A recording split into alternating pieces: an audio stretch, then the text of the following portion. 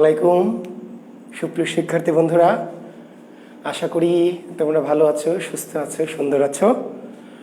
আমিও তোমাদের দোয়াই আশীর্বাদে ভালো আছি। একটু অসুস্থ অনুভব করছিলাম গতদিন, আজকে মোটামুটি ভালো আছি। আশা করছি তোমরা আমার সাথে যুক্ত হয়ে পড়েছো।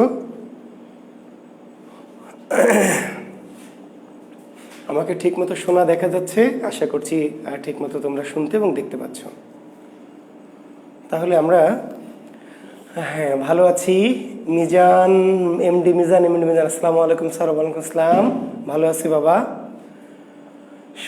সুমা দাস নমস্কার স্যার। নমস্কার। সাদিয়া তাবাসসুম আসসালামু আলাইকুম স্যার। ওয়ালাইকুম আসসালাম। ফজলে রাব্বি সজীব স্যার কেমন আছেন? ভালো আছি সজীব। মণিশঙ্কর নয়ন গুরুজি আপনার চরণে প্রণিপাত। এত কঠিন শব্দ মণিশঙ্কর, হ্যাঁ তুমি এত কঠিন কঠিন শব্দ কোথা থেকে বের করো? হ্যাঁ সুন্দর। আলামিন লেমন আসসালামু আলাইকুম স্যার। ওয়ালাইকুম আসসালাম। হ্যাঁ অনেকেই আমাকে সালাম দিচ্ছেন। আব্দুস সালাম, সাদিয়া তালুকদার, হ্যাঁ তো সবাইকে ধন্যবাদ। আমি আর শুভেচ্ছা বিনিময়ে যাচ্ছি না, সবার পক্ষ থেকে আমি সালামের উত্তর নিয়ে নিলাম। ওয়ালাইকুম আসসালাম ওয়া রাহমাতুল্লাহি ওয়া বারাকাতুহু। আমি ভালো আছি ইনশাল্লাহ, আপনাদের দোয়াই আছি, ভালোই আছি, মোটামুটি ভালো আছি আর কি। হ্যাঁ হাফিজুর মণিশঙ্করকে দেখতে পাচ্ছি। হাফিজুরকে কয়েকদিন পরে মনে হয় দেখলাম। হ্যাঁ মণিশঙ্কর, হাফিজুর ভালোবাসা উড়িয়ে যাচ্ছে আমাকে, ধন্যবাদ, শুভকামনা তোমাদের জন্য। আরেকটা সুমন, মেবি সুমন আহমেদ, মুরাদ উজ্জামান। হ্যাঁ আচ্ছা ঠিক আছে, তাহলে আমরা শুভেচ্ছা ভালোবাসা বিনিময় পর্ব থেকে আমরা চলে যাই আমাদের ক্লাস। আজকে বাংলা সাহিত্যের একজন রিয়েল হিরোকে নিয়ে আলোচনা করব, ঠিক আছে? রিয়েল মাল, যিনি বাংলা সাহিত্যের একদম জেনুইন একটা মাল, যাকে নিয়ে আজকের ক্লাস শুরু করব। যেই মাল প্রায় প্রতি বিসিএসে যেখান থেকে পরীক্ষায় প্রশ্ন হয়, সেই মালটির নাম কি জানেন? বাংলা সাহিত্যের একটা হেভি বস, রিয়েল বস যাকে বলা হয়, সেই বসের নাম হচ্ছে কি? মাইকেল মধুসূদন দত্ত।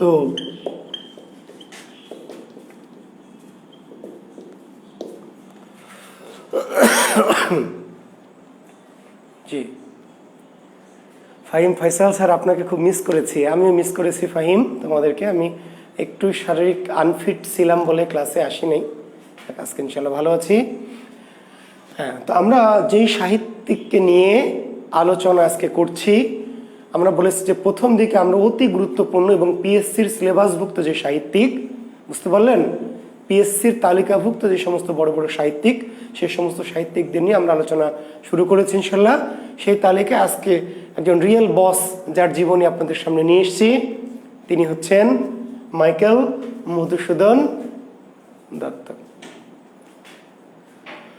জন্ম কত সালে? 1824 সালের 25 জানুয়ারি। সবাই জানেন এই তথ্যটি।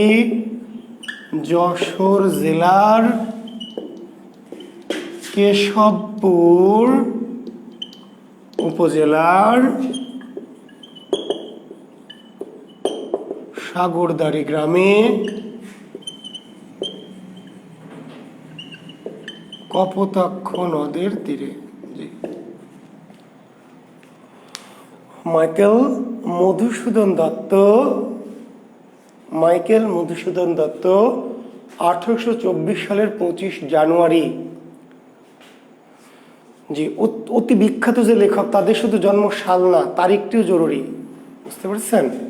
জি কিছু কিছু লেখকের তো জন্ম শুধু সাল, কিন্তু যারা অতি বিখ্যাত বলবো, অতি বিখ্যাত, তাদের জন্ম সালের পাশাপাশি কি তারিখ। তো বাংলার সাথে যে কয়েকজন রাঘব বোয়াল টাইপের লেখক আছেন, তাদের মধ্যে মাইকেল মধুসূদন দত্ত একজন। তো তার জন্ম সাল প্লাস কি জন্ম তারিখ। তাহলে 1824 সালের 25 জানুয়ারি যশোর জেলার কেশবপুর উপজেলার সাগরদাড়ি গ্রামে দত্ত পরিবারে, কোন পরিবারে? দত্ত পরিবারে জন্মেছেন। দত্ত পরিবারে এই জন্য এই মালটিকে বলা হয় দত্ত কুলোদ্ভব কবি। কি বলা হয়? দত্ত কুলোদ্ভব কবি। জি, দত্ত কুলোদ্ভব কবি। তো প্রিলিমিনারিতে আপনাদের প্রশ্ন হবে দত্ত কুলোদ্ভব কবি কে, আর রিটেনের প্রশ্ন হবে দত্ত কুলোদ্ভব কবি কে কেন। প্রিলিতে প্রশ্ন হবে কে, তার উত্তর মাইকেল মধুসূদন দত্ত। আর দত্ত কুলোদ্ভব কবি কেন, কেন হচ্ছে যে কবি জন্মেছিলেন দত্ত পরিবারে। মাইকেল মধুসূদন দত্ত জন্মেছেন কি যশোরের সম্ভ্রান্ত পরিবার, দত্ত পরিবার। সমগ্র ভারতবর্ষে দুটি সম্ভ্রান্ত হিন্দু পরিবার ছিল। সমগ্র, তখন বাংলাদেশ না, 1824 সালে বাংলাদেশ না, ভারতবর্ষ, বুঝতে পারলেন? তো সমগ্র ভারতবর্ষে দুটো সম্ভ্রান্ত বাঙালি হিন্দু পরিবার, সম্ভ্রান্ত বাঙালি হিন্দু পরিবার, একটু হচ্ছে জোড়াসাঁকোর ঠাকুর পরিবার, আর আরেকটি হচ্ছে এই যে যশোরের দত্ত পরিবার। তো বিখ্যাত বা সম্ভ্রান্ত দত্ত পরিবারে বা দত্ত কুল বা দত্ত বংশে জন্মেছিলেন বলে মাইকেল মধুসূদন দত্তকে বলা হয় দত্ত কুলোদ্ভব কবি। পিতার নাম কি? পিতার নাম রাজনারায়ণ দত্ত। পিতার নাম রাজনারায়ণ দত্ত, মাতার নাম জাহ্নবী দেবী। জি, পিতার নাম রাজনারায়ণ দত্ত। হ্যাঁ, শুভা রায় সাহিত্য শেষে ব্যাকরণ কোর্স আবার শুরু করব। জি, আপনাদের প্রতিনিয়তই বলছি, আর কতবার বলবো, সাহিত্য কোর্স শেষে আমরা আবার ব্যাকরণ কোর্স শুরু করব। জি, জাকির বিসিএস থেকেই ব্যাকরণের কোর্স আবার করাবো। জি, পিতা রাজনারায়ণ দত্ত, মাতা জাহ্নবী দেবী। জি, তো এই যে দত্ত, এই দত্ত বংশ ছিল দত্ত পরিবার, দত্ত কুল। কুল মানে বংশ, নিশ্চয় বোঝেন, কুল। তো মাইকেল মধুসূদন দত্ত সেই সময় ভারতবর্ষের সম্ভ্রান্ত একটি পরিবার, দত্ত পরিবার বা দত্ত বংশ জন্মেছিলেন বিধায় মাইকেল মধুসূদন দত্তকে বলা হয় দত্ত কুলোদ্ভব কবি। জি, এই ভদ্রলোকের উপাধি কি? উপাধি হচ্ছে কি? মাইকেল মধুসূদন দত্তের উপাধি কি জানেন? মাইকেল মধুসূদন দত্তের উপাধি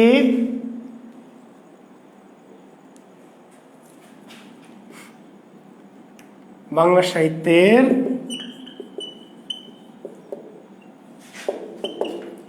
প্রথম আধুনিক কবি। প্রথম আধুনিক কবি, বাংলা সাহিত্যের প্রথম বিদ্রোহী কবি। মাইকেল মধুসূদন দত্তের উপাধি বাংলা সাহিত্যের প্রথম আধুনিক কবি, প্রথম আধুনিক কবি। আমরা ঈশ্বরচন্দ্র গুপ্ত পড়াতে গিয়ে আপনাদেরকে বলেছিলাম, নিশ্চয় মনে আছে, যে আধুনিক যুগের প্রথম কবি ঈশ্বরচন্দ্র গুপ্ত। আধুনিক যুগের প্রথম কবি ঈশ্বরচন্দ্র গুপ্ত, আর প্রথম আধুনিক কবি হচ্ছে, প্রথম আধুনিক কবি মাইকেল। তাহলে বাংলা সাহিত্যের প্রথম আধুনিক কবি মাইকেল মধুসূদন দত্ত, বাংলা সাহিত্যের প্রথম বিদ্রোহী কবি। আমরা জানি বিদ্রোহী কবি নজরুল, কিন্তু বাংলা সাহিত্যের প্রথম বিদ্রোহী কবি মাইকেল মধুসূদন দত্ত। জি, আর আরো কিছু বিশেষত্ব আছে, আমরা পরে আসবো। জি,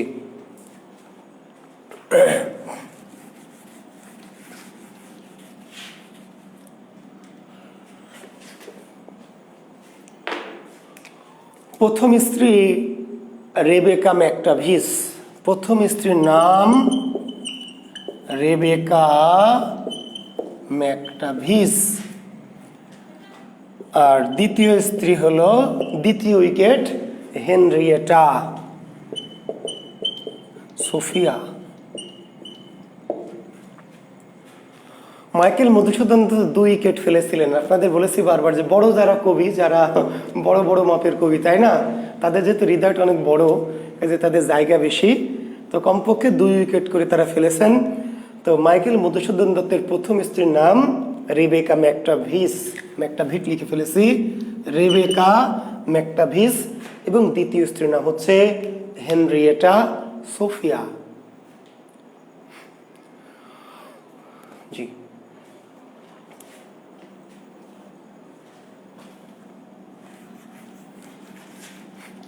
এই ভদ্রলোক মাত্র 14টি ভাষা জানতেন না, দ্বিতীয় উইকেটের পরে আর পড়েনি, জি 2টা উইকেট দিয়েই ক্ষান্ত হয়েছিলেন। 14টি ভাষা জানতেন। এই উপমহাদেশের বা বাংলা ভাষা, বাঙালি সবচেয়ে বহু ভাষাবিদ হচ্ছে ডক্টর মোহাম্মদ শহীদুল্লাহ, 18টি ভাষা জানতেন। আর দ্বিতীয় বহু ভাষাবিদ এই মাল মাইকেল। ভালো করে শুনে নেন, বাঙালি সবচেয়ে বেশি ভাষা যিনি জানতেন, বাঙালি বহু ভাষাবিদ, জি যিনি প্রথম, যিনি হচ্ছেন ডক্টর মোহাম্মদ শহীদুল্লাহ, যিনি একাধারে 18টি ভাষা জানতেন। আর দ্বিতীয় বহু ভাষাবিদ এই সেই মাল মাইকেল 14টি ভাষা জানতেন। মাইকেল কতটি ভাষায় দক্ষ ছিলেন? মাত্র 14টি। কি কি একটু লিখে নেন, কৌতূহল নিশ্চয়ই আপনাদের জাগছে। তাহলে বাংলা ছিলেন, বাংলা, তার সাথে ছিল হচ্ছে ইংরেজি, তার সাথে ছিল আরবি, তার সাথে ছিল ফার্সি, তার সাথে ছিল সংস্কৃত, তার সাথে ছিল হিন্দি, তার সাথে ছিল হলো তামিল, তার সাথে তেলেগু, তারপরে ইটালিয়ান, তারপরে হলো ফ্রেঞ্চ, তারপরে হলো জার্মান, তারপরে হলো গ্রিক, তারপরে হলো হিব্রু আর ল্যাটিন। জি, এই 14টি ভাষায় সমানভাবে দক্ষ ছিলেন। মোটামুটি না, যে এই 14টি ভাষায় সমানভাবে দক্ষ ছিলেন এই মাল মাইকেল। বাংলা, ইংরেজি, আরবি, ফার্সি, Sanskrit, Hindi, Tamil, Telugu, Italian, French, German, Greek, Hebrew এবং ল্যাটিন।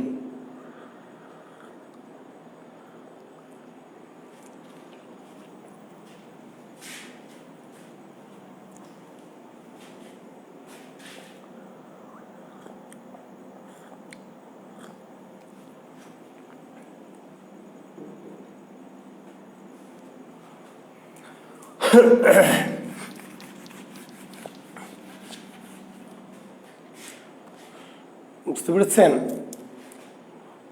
আর মজার বিষয় যে মাইকেল মধুসূদন দত্ত যাকে আমরা বলছি, সেই ভদ্রলোকের নাম কি মাইকেল মধুসূদন দত্ত নয়, তাই না? এটা আপনারা জানেন। তো সেই ইতিহাসে পরে আসব। শুরুতে তিনি লেখাপড়া শুরু করেছিলেন তার নিজের বাড়িতে, গৃহে, যেটা আগের যুগে ট্র্যাডিশন ছিল। সম্ভ্রান্ত ব্যক্তির সন্তানরা স্কুলে আগে যেত না। সম্ভ্রান্ত পরিবারের যারা সন্তান, রবীন্দ্রনাথ টাইপের, দেখছেন রবীন্দ্রনাথ বাইরে প্রাতিষ্ঠানিক শিক্ষা করেনি, বাড়িতেই। তো মাইকেল মধুসূদন দত্ত প্রথম বাড়িতে লেখাপড়া করেছেন একজন গৃহশিক্ষকের কাছে। সেই ভদ্রলোকের নামটা একটু লিখে নেন, লুৎফুল হক। জি, লুৎফুল হক নামক একজন মসজিদের ইমাম। এই মসজিদের ইমামের কাছ থেকে, একজন মুফতি, তার কাছ থেকে তিনি প্রথমে বাংলা এবং আরবি, ফার্সি এই ভাষায় শিক্ষা নেন। একজন মসজিদের ইমাম লুৎফুল হক, তার ছিল গৃহশিক্ষক, যার কাছ থেকে মধুসূদন দত্ত বাংলা, আরবি এবং কি ফার্সি এই ভাষায় ব্যুৎপত্তি অর্জন করেন। পরবর্তীতে গৃহশিক্ষকের কাছে একটু পড়াশোনা করার পরে তিনি ভর্তি ছিলেন খিদিরপুর উচ্চ বিদ্যালয়। জি, খিদিরপুর উচ্চ ইংরেজি বিদ্যালয়, খিদিরপুর উচ্চ ইংরেজি বিদ্যালয়। জি, গৃহশিক্ষক লুৎফুল হকের কাছে লেখাপড়া করার পরে এক সময় তাকে ভর্তি করা হলো খিদিরপুর উচ্চ ইংরেজি বিদ্যালয়ে। সেখানে তিনি মাধ্যমিক 7ম শ্রেণী পর্যন্ত পড়াশোনা করলেন। তারপরে তিনি ভর্তি হলেন তার জীবনের সবচেয়ে প্রভাব সৃষ্টিকারী কলেজ, মাইকেলের জীবনের সবচেয়ে প্রভাব সৃষ্টিকারী কলেজটির নাম হচ্ছে হিন্দু কলেজ। জি, এই খিদিরপুর উচ্চ ইংরেজি বিদ্যালয়ে পড়াশোনা করে তিনি 1837 সালে ভর্তি হলেন হিন্দু কলেজ। হিন্দু কলেজ, এই হিন্দু কলেজে গিয়ে একজন শিক্ষকের সাহচর্য পেলেন। শিক্ষকের সাহচর্য পেলেন, ইংরেজি শিক্ষক ছিলেন, জি জি, যার নাম হচ্ছে ডিরোজিও।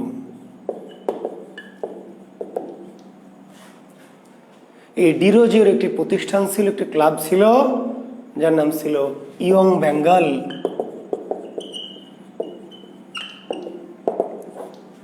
মাইকেল ইয়ং বেঙ্গল গোষ্ঠীর সদস্য হলেন এবং ডিরোজিওর শিষ্যত্ব নিলেন।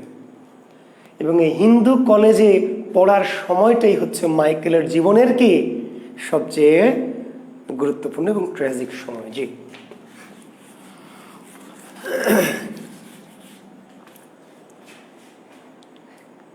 এইবার আমরা একটু কাহিনীতে আসব। জি, এতক্ষণ তথ্যে থাকলাম, তথ্য দিলাম আপনাদেরকে যারা তথ্য পছন্দ করেন। এবার আমরা আসবো কি কাহিনী। জি,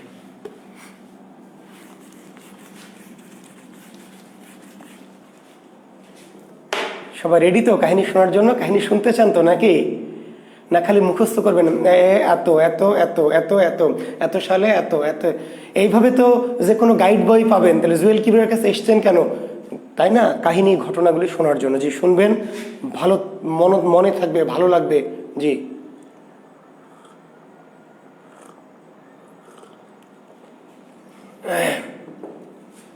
তাই না?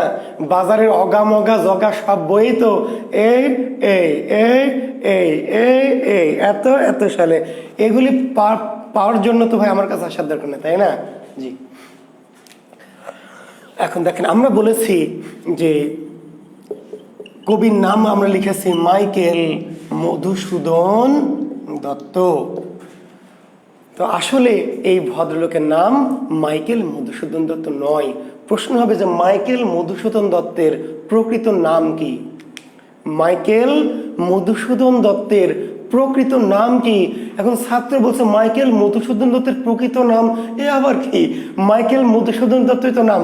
আসলে এই ভদ্রলোকের নাম মাইকেল মধুসূদন দত্ত নয়। এই ভদ্রলোকের নাম কি আসলে? মাইকেল মধুসূদন দত্তের প্রকৃত নাম কি?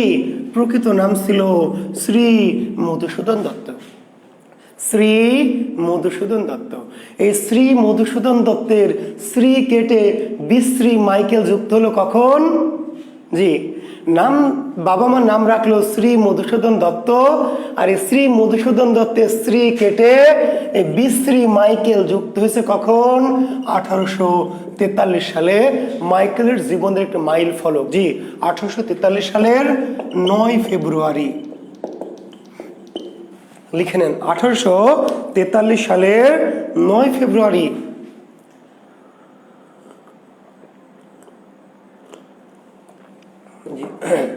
মাইকেল সেখানকার একটা খ্রিস্টান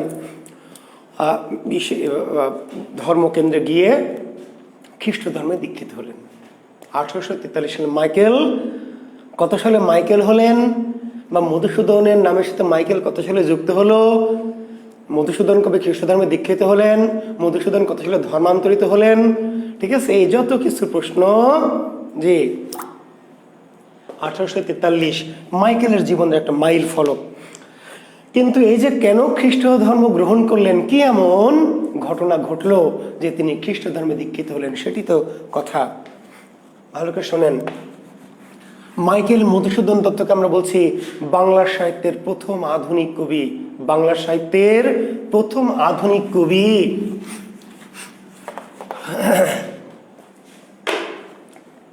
বাংলা সাহিত্যের আধুনিক কবিতাকে বলছেন বাংলা মহাকাব্যের জনক, বাংলা নাটকের জনক, বাংলা প্রহসনের জনক, সনেটের জনক, তাই না, পত্রকাব্যের জনক, মেলা কিছু বলছেন না। আসলে এই যে মাইকেল মধুসূদন দত্ত, তিনি আসলে কে? বাঙালি কবি হতে চাননি, বাংলা ভাষায় সাহিত্য রচনা করতে চাননি। এই যে যখন তিনি 1837 সালে হিন্দু কলেজে ভর্তি হলেন, হিন্দু কলেজে ভর্তি হওয়ার পরে ডিরোজিওর শিষ্যত্ব পাওয়ার পরে তার ভিতরে পাশ্চাত্য জীবনের প্রতি একটা মোহ বাসনা তৈরি হলো। পাশ্চাত্য জীবন বোধ বলি আমরা, বুঝতে পেরেছেন? এই যে আপনাদের ভিতরে এখন যেমন ওয়েস্টার্ন একটা ভাব, হ্যাঁ, চুলগুলো একটু খাড়া খাড়া, মাঝখান দিয়ে ফাড়া ফাড়া, তাই না? প্যান্টটা জায়গায় জায়গায় ছেঁড়া ছেঁড়া, হ্যাঁ, তারপরে ইত্যাদি, এখানে একটু এরকম রাখলেন, সিপগুলো একটু এরকম করে দিলেন, হ্যাঁ, এই যে, তাই না, পোশাক আশাক যেমন ওয়েস্টার্ন প্রীতি। তো মাইকেল মধুসূদন দত্তের ভিতরে, অর্থাৎ শ্রী মধুসূদন দত্তের ভিতরে হিন্দু কলেজে ভর্তি হয়ে ডিরোজিওর শিষ্যত্ব লাভের পরে তার মধ্যে এই ধরনের একটা পাশ্চাত্য প্রীতি প্রবল জাগলো। এবং শুধু তাই নয়, এই যে যারা ইয়ং বেঙ্গল গোষ্ঠীর সদস্য হলেন ডিরোজিওর, তারা তৎকালীন কলকাতার যে ক্লাবগুলি ছিল, ইংরেজদের প্রবর্তিত ক্লাব, সেই ক্লাবগুলিতে কি ঢোকার অনুমতি পেতেন। বুঝতে পারলেন? ঢাকায় যারা আছেন জানেন কি, ঢাকাতে গুলশান ক্লাব আছে, বনানী ক্লাব আছে, বাড়িধারা ক্লাব আছে, এগুলোতে কিন্তু ঢোকা যায় না, আপনি ঢুকতে পারবেন না। কারা ঢুকতে পারবে?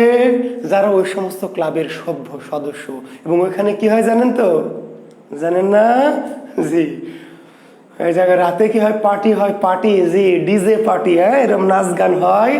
তারপরে যে লাল পানি হয়, সাদা পানি না, কি পানি? লাল পানি। লাল পানিটা নিয়ে খায়, মেয়েদের নাচানাচি করে। তো এই ট্রেডিশনগুলি কিন্তু প্রথম শুরু করেছে কারা? ইংরেজরা।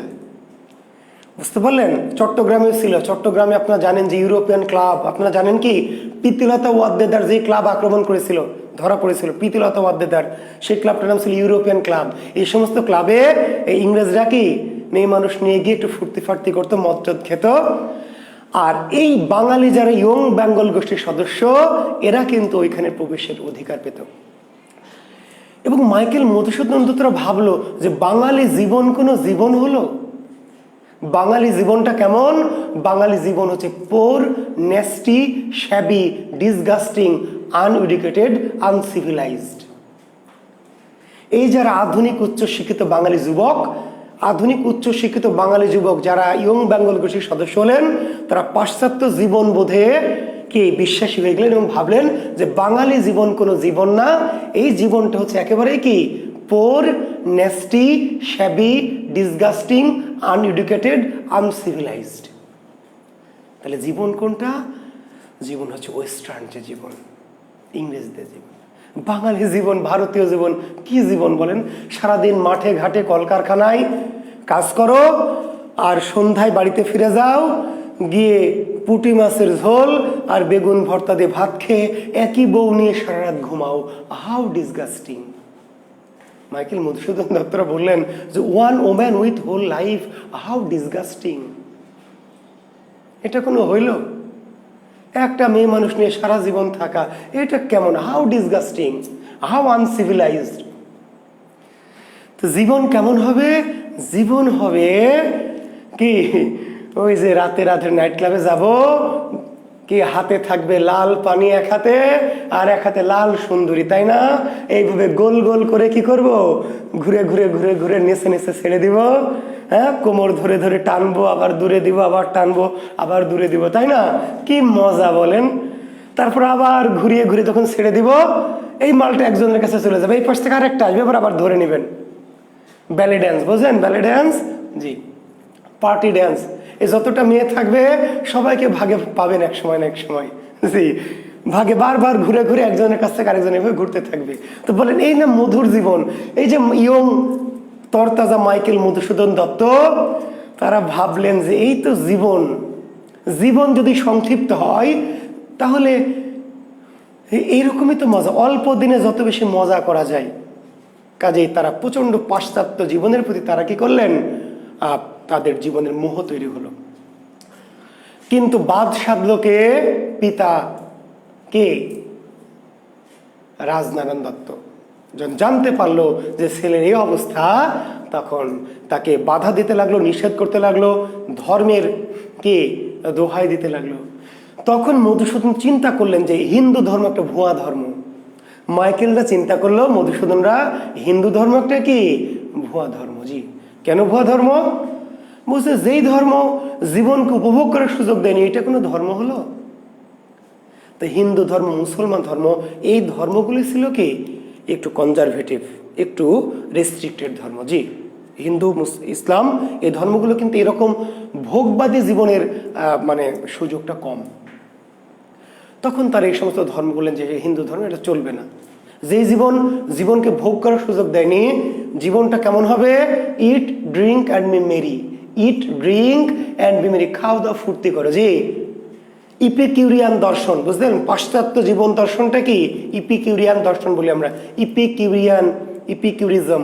ইপিকিউরিয়ান দর্শন কি? ইট ড্রিঙ্ক অ্যান্ড বি মেরি, খাও দাওয়ার ফুর্তি করো। সংস্কৃতে বলা হয় ঋণং কীর্তং ঘৃতং পিবেত, ঋণং কীর্তং ঘৃতং পিবেত, ঋণ করে হলেও ঘি খাও। তখন তারা কি করলেন, যেহেতু হিন্দু ধর্মে বিধিনিষেধ আছে, এরকম সুযোগ নেই, ফলে তারা কি করলেন, খ্রিস্ট ধর্মে দীক্ষিত হয়ে গেলেন। জি, তখন 1843 সালের 9 ফেব্রুয়ারি খ্রিস্ট ধর্মে দীক্ষিত হলেন, তারা দীক্ষা নিলেন খ্রিস্ট ধর্মে। তখন তাদের নাম হয়ে গেল মাইকেল মধুসূদন দত্ত। আর এইদিকে খবর জানতে পেরে তার পিতা তাকে ত্যায্য পুত্র করলেন। মধুসূদন দত্তের পিতা মধুসূদনকে ত্যায্য পুত্র করলেন কত সালে? 1843 সালে। এইবার মধুসূদন দত্ত, এবং যেহেতু হিন্দু কলেজে ছিলেন, ভালো করে শুনেন, ছাত্র ছিলেন হিন্দু কলেজের, হয়ে গেলেন খ্রিস্টান। হিন্দু কলেজে পড়তে পারবে শুধু কারা? শুধু হিন্দুরা। হিন্দু কলেজে কারা পড়বে? শুধু হিন্দুরা। খ্রিস্টানরা সেখানে পড়তে পারবে না, ফলে বিতাড়িত করা হলো মাইকেলকে। তখন মাইকেল মধুসূদন ভর্তি হলেন কোথায়? Bishop's college. জি, বিশপস কলেজ। হিন্দু কলেজে পড়তে পারবে শুধু হিন্দু শিক্ষার্থীরা। নামটা, কলেজের নামই হচ্ছে হিন্দু কলেজ। যেদিন থেকে 1843 সালে যখন মধুসূদন দত্ত খ্রিস্ট ধর্মে দীক্ষিত হলেন, তখন এই কলেজ থেকে তাকে কি করা হলো? রাস্ট্রিকেট করা হলো, তাকে বহিষ্কার করা হলো। তখন মাইকেল মধুসূদন দত্ত ভর্তি হলেন কোথায়? বিশপস কলেজে। জি, কিন্তু বিশপস কলেজে যখন ভর্তি হলেন, কিন্তু পিতা তো ত্যায্য পুত্র করেছেন, ফলে সেখানে থাকা, খাওয়া, আনুষঙ্গিক ব্যয় নির্বাহ করা সম্ভব হলো না। তখন পড়াশোনা বাদ দিয়ে তিনি চলে গেলেন কোথায়? আরো কিছু সহপাঠীর সাথে চলে গেলেন মাদ্রাজ। ছিলেন কলকাতা, সেখান থেকে চলে গেলেন কোথায়?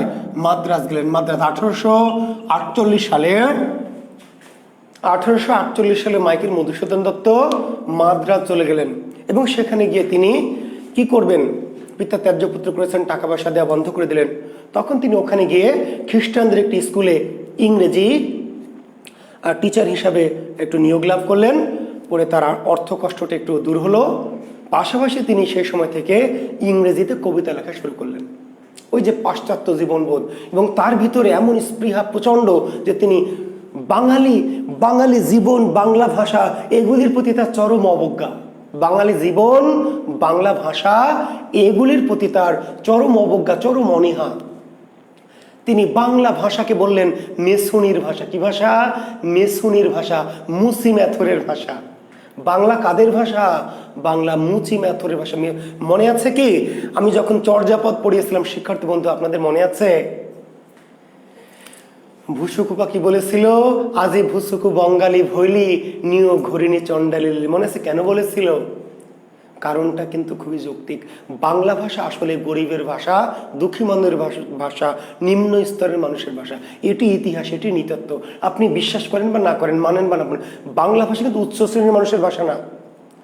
বাংলা হচ্ছে নিচু শ্রেণীর, ডোম, চাড়াল, মুচি, মেথর, কৃষক, শ্রমিক, নিম্নবর্গের মানুষের ভাষা। কিন্তু মাইকেল মধুসূদন দত্তের ভিতরে একটু অহংকার ছিল, দাম্ভিকতা ছিল, যে তিনি বললেন যে আমি এই ছোট লোকদের, যে এই চন্ডাল ভাষার কবি হব না, ছোট লোকদের মুসি, মেথর, মেছুনিদের ভাষার কবি হব না।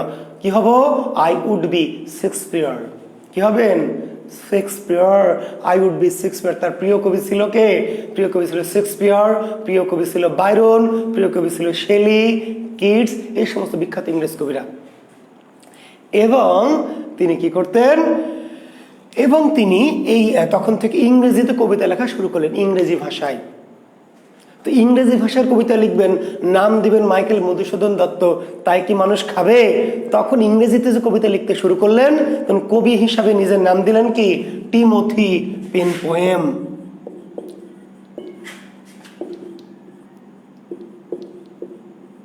মাইকেল মধুসূদন দত্তের ছদ্মনাম কি? মাইকেল মধুসূদন দত্ত আরো একটি ছদ্মনাম যদিও আছে, কিন্তু মূল ছদ্মনামটা ছিল Timothy Penpoem. Michael Madhusudan দত্তের ছদ্মনাম ছিল টিমোথি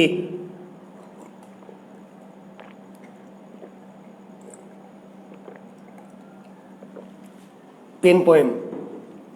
এই ছদ্মনামে তিনি সে সময় মাদ্রাজ থেকে বের হওয়া কি বিভিন্ন পত্র পত্রিকা ছিল, ইংরেজি পত্রিকা, Madras circular, Spectator, Calcutta review. তখন মাদ্রাজ থেকে বেশ কিছু পত্রিকা, এমনকি কলকাতা থেকে কিছু ইংরেজি পত্রিকা বের হতো। সে সমস্ত পত্রিকায় তিনি কি করলেন? ইংরেজি কবিতা, ইংরেজিতে প্রবন্ধ, নিবন্ধ এগুলি পাঠাতেন এবং সেগুলি ছাপা হতো। বিনিময়ে তিনি কিছু সম্মানীয় পেতেন। বুঝতে পারলেন? কোন কোন পত্রিকায়? মাদ্রাজ থেকে বের হওয়া মাদ্রাজ সার্কুলার, স্পেকটেটর, আর কলকাতা থেকে বের হওয়া ক্যালকাটা রিভিউ। এই সমস্ত পত্রিকায় কি করতেন? এই সমস্ত পত্রিকায় তিনি লেখা দিতেন, কবিতা দিতেন, প্রবন্ধ দিতেন। কি নামে দিতেন? লেখকের নাম ছিল টিমোথি পেন পোয়েম। তারপরে একসময় তিনি ওখানকার একটি পত্রিকা, মাদ্রাজের একটি পত্রিকা হিন্দু ক্রনিক্যাল, ক্রনিক্যাল,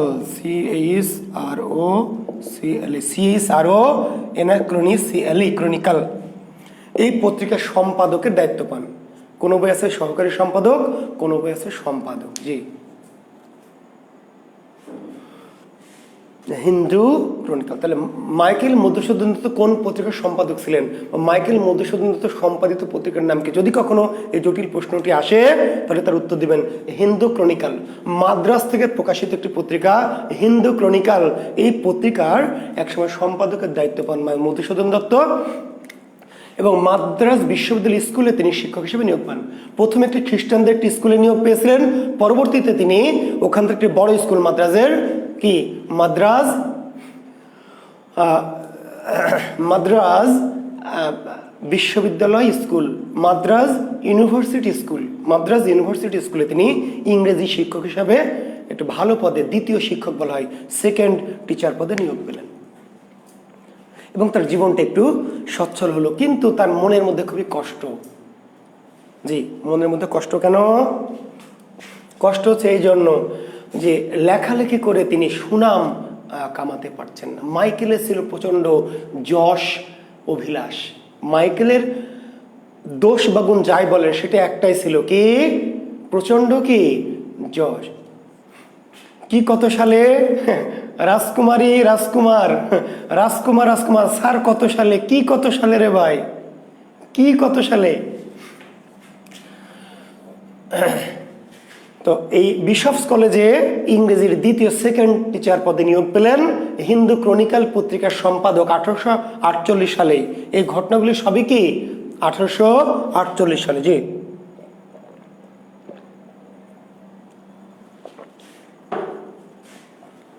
রাখলাম কই।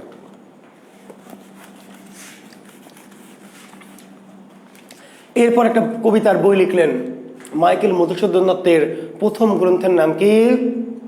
The captive lady. জি, কত সালে? 1849।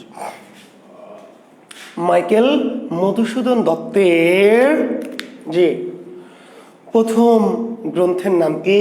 The captive lady. কোথা থেকে প্রকাশিত হয়? জি, রাজকুমার জি 1848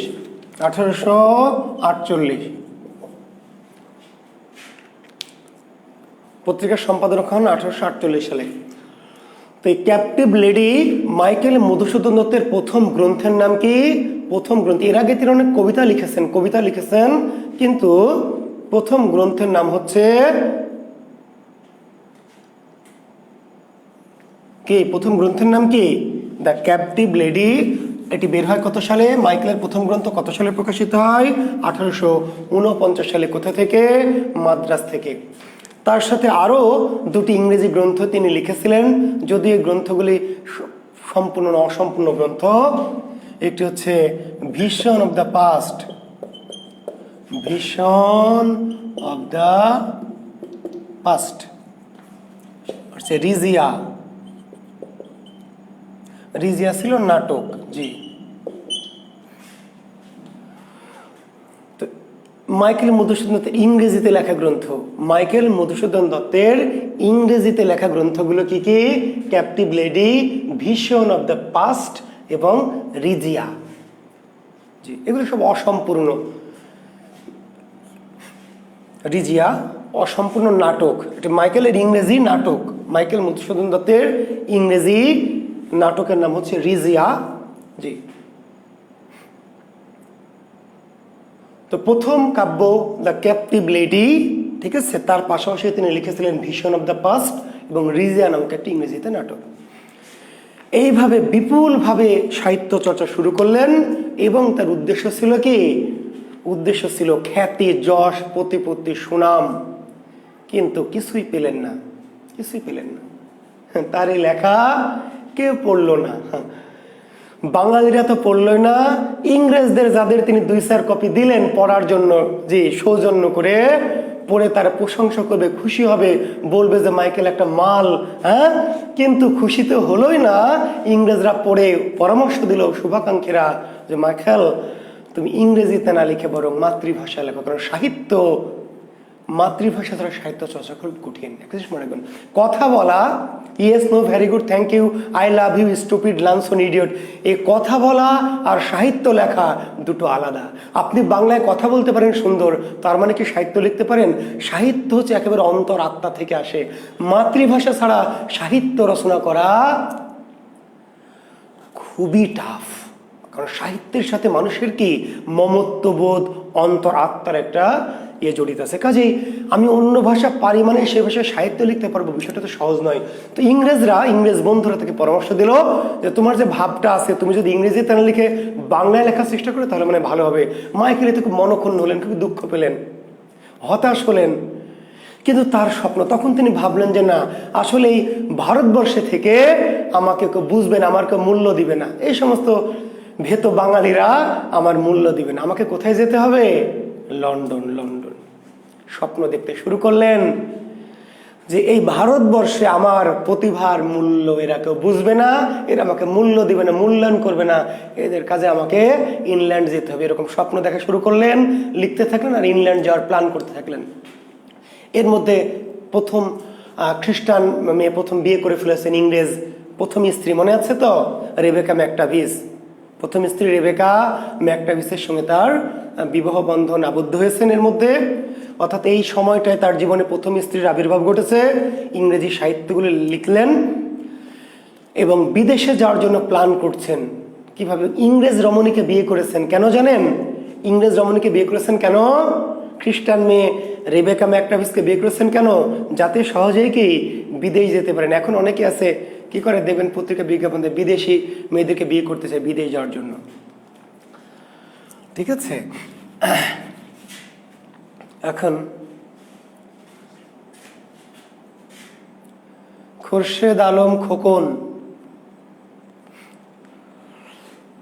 ভালো যদি লিখতো তাহলে অবহেলিত হয়তো সমকালে হতো, কিন্তু ভালো লেখার মূল্যায়ন তো ভাই কোনো না কোনো কালে হতোই। খোরশেদ আলম খোকন, বাবা তোমার জন্য বলছি, যদি ভালো লেখা কেউ লেখে, তো যদি মানুষ অবহেলা করেও কোনো ষড়যন্ত্র করে, সেই লেখার মূল্যায়ন কোনো না কোনো কালে হবেই। তো তার লেখার মান যে ইংরেজি ভালো ছিল না, সেটি বোঝাই যায় যে তার লেখা মূল্যায়িত কোনোভাবেই হয়নি। জি, যদি ভালো মানের লেখা হতো তাহলে নিশ্চয় কোনো না কোনো সময় কি আপনার প্রতিভা যদি থাকে, মেধা যদি থাকে, তাহলে আপনাকে কেউ ষড়যন্ত্র করে আটকে রাখতে কি পারবে না বাবা। কাজে লেখার মান ভালো থাকলে নিশ্চয় মাইকেলের ইংরেজি লেখাগুলি কোনো না কোনো সময় ঠিকই মূল্যায়িত হতো। কিন্তু যেহেতু লেখার মান যেহেতু মূল্যায়িত হয়নি ভালো মতো, কাজে ধরে নেওয়া যায় যে তার লেখার মান, ইংরেজি লেখা সাহিত্যের মান কি খুব বেশি ভালো ছিল না। জি,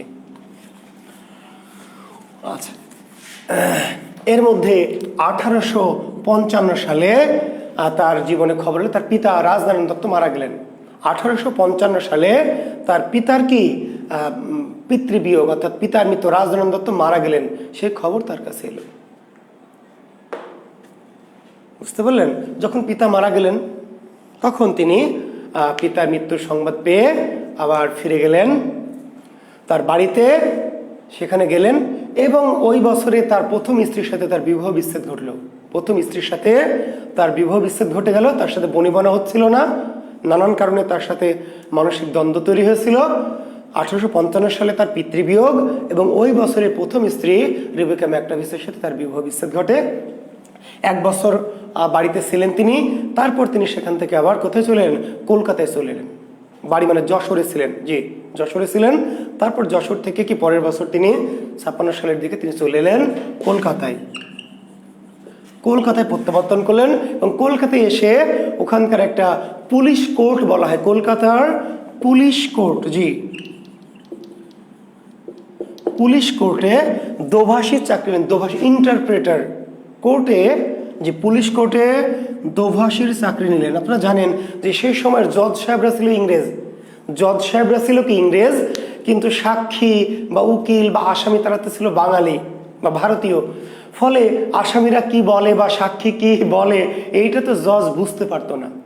ফলে একজন করে ইন্টারপ্রেটার দোভাষী রাখা হতো, অর্থাৎ আসামিদের কথা জজকে ইংরেজিতে করে দেওয়া বা জজের আদেশ বা জজের প্রশ্নগুলি আসামিদের কি করে বাংলায় করে দেয়। এই পদে নিয়োগ পেয়েছিলেন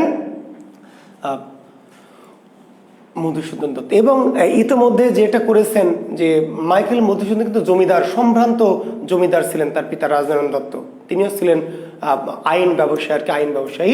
কিন্তু মাইকেল যেহেতু খ্রিস্টান হয়ে গেছিলেন, যে তার পিতা তাদের যত সম্পদ ছিল সবগুলি কি ওই হিন্দু কল্যাণ ট্রাস্টে দিয়ে দিয়েছিলেন।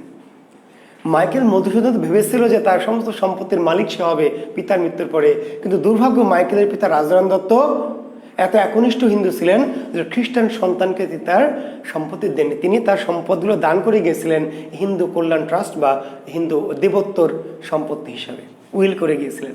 ফলে মাইকেল মধুসূদন দত্ত তার বাড়ি থেকে বিফল মনোরথ বা ভগ্ন মনোরথ নিয়েই ফিরে এসেছিলেন এবং কলকাতায় এসে জীবিকা নির্বাহের জন্য তিনি কি পুলিশ কোর্টে দোভাষীর চাকরি নিয়েছিলেন এবং ওখানে তিনি বিয়ে করলেন পরবর্তীতে। দ্বিতীয় স্ত্রী তার ফরাসি নাগরিক, ফরাসি, বুঝতে পারলেন, ফরাসি স্ত্রী কে? হেনরিয়েটা, হেনরিয়েটা সোফিয়া, ফরাসি নাগরিক হেনরিয়েটা সোফিয়াকে বিয়ে করলেন এবং কলকাতা পুলিশ কোর্টে দোভাষী হিসেবে তিনি চাকরি নিয়ে জীবিকা অর্জন করছিলেন। লেখালেখির প্রতি তার কি জীবনের ইতি টেনেছেন। লেখালেখি জীবনের যে আগ্রহ, যে আকাঙ্ক্ষা, যে স্পৃহা নিয়ে তিনি লেখক হতে চেয়েছিলেন, মানুষের কাছে ছ্যাঁকা খেয়ে, বকা খেয়ে, অপমানিত হয়ে, নিগৃহীত হয়ে, যে তার জীবনের এই লেখালেখির স্বপ্ন তার কি হলো? একদম বিনষ্ট হয়ে গেল। তিনি তার দ্বিতীয় স্ত্রীকে সাথে নিয়ে একটা কেরানি টাইপের একটি ছোটখাটো একটি দোভাষী পদে চাকরি করে জীবনটা নির্বাহ করছিলেন। এই সময় কলকাতার বেলগাছিয়া রঙ্গমঞ্চ ছিল, কলকাতার বেলগাছিয়া, এই বেলগাছিয়া রঙ্গমঞ্চে নাটক, মনে আছে বেলগাছিয়া নাট্যশালার কথা? জি, বেলগাছিয়া নাটকের ইতিহাস দেখবেন, বেলগাছিয়া নাট্যশালা, বেলগাছিয়া নাট্যশালা বলা হয় বা বেলগাছিয়া রঙ্গমঞ্চ। এই বেলগাছিয়া নাট্যশালায় নাটকের অভিনয় হতো। ততদিনে কিন্তু নাটক লেখা শুরু হয়ে গেছে। আপনারা জানেন যে 1862 সালে নাটক লেখা শুরু হয়েছে। তারও আগে কিন্তু নাটক 1852 সাল থেকে, 62তে না সরি 1852 সাল, মনে আছে তো? নাটকের ইতিহাস মনে আছে? ভদ্রার্জুন, তারপরে তাই না, তারাচরণ শিকদারের ভদ্রার্জুন, জি.সি. গুপ্তের কীর্তিবিলাস, রামনারায়ণ তর্করত্নের, এই সমস্ত নাটক। তো এরকম নাটক মঞ্চায়ন, বেলগাছিয়াতে নাটক মঞ্চায়ন হতো। রামনারায়ণ তর্করত্নের রত্নাবলী একটি নাটক, রামনারায়ণ তর্করত্নের একটি নাটক, জি রত্নাবলী, অভিনয় হবে বেলগাছিয়া নাট্যশালায়। তো বেলগাছিয়া নাট্যশালায় নাটকের অভিনয় হতো এবং তখনকার দিনে যেহেতু সম্ভ্রান্ত প্রশাসকরা ছিলেন ইংরেজ, এখন যেমন আমরা কোথাও নাটক করলে বা কোনো অনুষ্ঠান হলে কি করা, এমপিকে দাওয়াত দেওয়া হয়, উপজেলা চেয়ারম্যানকে বা আওয়ামী লীগের সেক্রেটারি বা সভাপতিকে দাওয়াত দেওয়া হয়, না দিলে তো ঝামেলা হয়, তাই না? অনুষ্ঠান এলাকায় করবেন আর নেতাদের দাওয়াত দেবে না, তা কি হয়? তো বেলগাছির রঙ্গমঞ্চে যখন বাংলা নাটক করা হতো, অতিথি করা হতো কাদেরকে? ইংরেজ যারা ইংরেজ ছিলেন, জি ইংরেজ যারা সেই সময় যারা ওই হত্যাকর্তা ছিলেন, জি তাদেরকে অতিথি করা হতো। ইংরেজরা কেউ কেউ আসতেন শখের বসে, বউটো নিয়ে, গার্লফ্রেন্ড নিয়ে বাংলা নাটক দিয়ে মজা করার জন্য।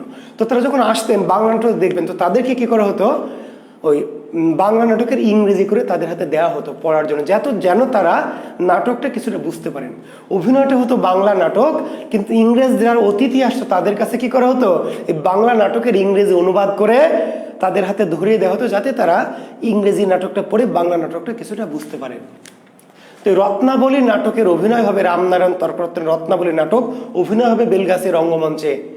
এই নাটকটি অনুবাদ করার দায়িত্ব দেওয়া হলো মধুসূদন দত্তকে, কারণ সবাই জানতো মধুসূদন ভালো ইংরেজি জানে, ইংরেজিতে দক্ষ। যে মধুসূদন দত্তের পর ভার পড়লো যে এই রত্নাবলী নাটকটিকে ইংরেজিতে অনুবাদ করার জন্য। মধুসূদন অনুবাদ করলেন, যথারীতি নাটকটা অভিনয় হলো, এবং মধুসূদনকে ওই যেহেতু অনুবাদ করতে দিলেন, সেই সূত্রে তাকে অনুষ্ঠানে ডাকা হলো নাটকটি দেখার জন্য। তিনি দেখতে এলেন, দেখে খুবই বিরক্ত হলেন। সবাই প্রশংসা করছে, রত্নাবলী নাটক মঞ্চে দেখে সবাই রামনারায়ণের প্রশংসা করছে, আহ কি সুন্দর নাটক, ও প্রশংসা করছে। মাইকেলের মনে জিদ চাপলো, রাগ হলো তার। মাইকেল তো এটাই চান, প্রশংসা চেয়েছিলেন জীবনে, যে মানুষ তার প্রশংসা করবে, সুনাম করবে, কিন্তু কেউ তার সুনাম প্রশংসা করেনি। সাহিত্য লিখে সুনাম প্রশংসা করছে রামনারায়ণ তর্করত্নের। এইবার জিদ চাপলো, মনে খুবই কষ্ট পেলেন। এইবার তিনি বাড়িতে গিয়ে নিজের নাটক লেখা শুরু করলেন জিদ থেকে, এবং বন্ধুদের বললেন যে এসব নাটক কোনো নাটক হলো, সি এগুলো কোনো নাটক। বন্ধুরা অপমান করলো যে ধুর বেটা, তুই বাংলা সাহিত্যের কি বুঝিস? বলে দেখ আমি নাটক লিখবো। এবার নাটক লিখলেন কি, শর্মিষ্ঠা। এই জিদ করে নাটক লেখা শুরু করলেন শর্মিষ্ঠায়, যে জিদের বসে বাংলা সাহিত্যে আবির্ভাব 1858 সালে, আর 1859 সালে এই নাটকটি প্রকাশিত হলো। জি, শর্মিষ্ঠা বাংলা সাহিত্যে মাইকেল রচিত প্রথম নাটক, এবং প্রথম নাটকে হিট। প্রথম নাটকে কি হিট। এবং লিখলেন এই নাটকের প্রস্তাবনা ভূমিকায় অলিক কুনাট্যর রঙ্গে মজে লোক রাড়ে বঙ্গে নিরখিয়া প্রাণে নাহি সয়। তাচ্ছিল্য করলেন ওই সময়ের নাটক লেখকদের এবং দর্শকদের। অলিক কুনাট্য রঙ্গে, অলিক কুনাট্য রঙ্গে মজে লোকে রাড়ে বঙ্গে নিরখিয়া প্রাণে নাহি সয়। মাইকেল মধুসূদন দত্ত সেই নাটকের প্রস্তাবনায় লিখলেন যে অলিক কুনাট্য রঙ্গে, অলিক কুনাট্য রঙ্গে মজে লোকে রাড়ে বঙ্গে, মজে লোকে রাড়ে বঙ্গে নিরখিয়া প্রাণে নাহি সয়। অর্থাৎ এই যে আজে বাজে অগামগা জগা নাটক দেখে কি মানুষ একেবারে মজে যাচ্ছে, গদগদ হয়ে যাচ্ছে, এইটা দেখে আমার প্রাণে সহ্য হচ্ছে না। যে রাঢ়বঙ্গের মানুষ, রাঢ়বঙ্গের লোক আজে বাজে কুনাট্য মানে খারাপ নাটক দেখে কি আনন্দে বিহ্বল হচ্ছে, বিভোর হচ্ছে, এইটা দেখে আমার প্রাণে আর সহ্য হলো না। তাই আমি কি নাটক লেখা শুরু করলাম। এবং এই যে শর্মিষ্ঠা নাটক লিখে সেটা আবারও বেলগাছিয়াতে মঞ্চায়িত হলো, এবং এই নাটক মঞ্চায়নের সাথে সাথে মানুষ কি অজ্ঞান হয়ে গেল যে কি এটা। এর আগে যে নাটক দেখেছে সেগুলো ছিল গদ বাঁধা, সংস্কৃত ঘেঁষা। আগের নাটকগুলি ছিল, মাইকেলের আগের নাটকগুলো ছিল কি সংস্কৃত স্টাইল, সংস্কৃত ঘেঁষা, প্রাচীন রীতির।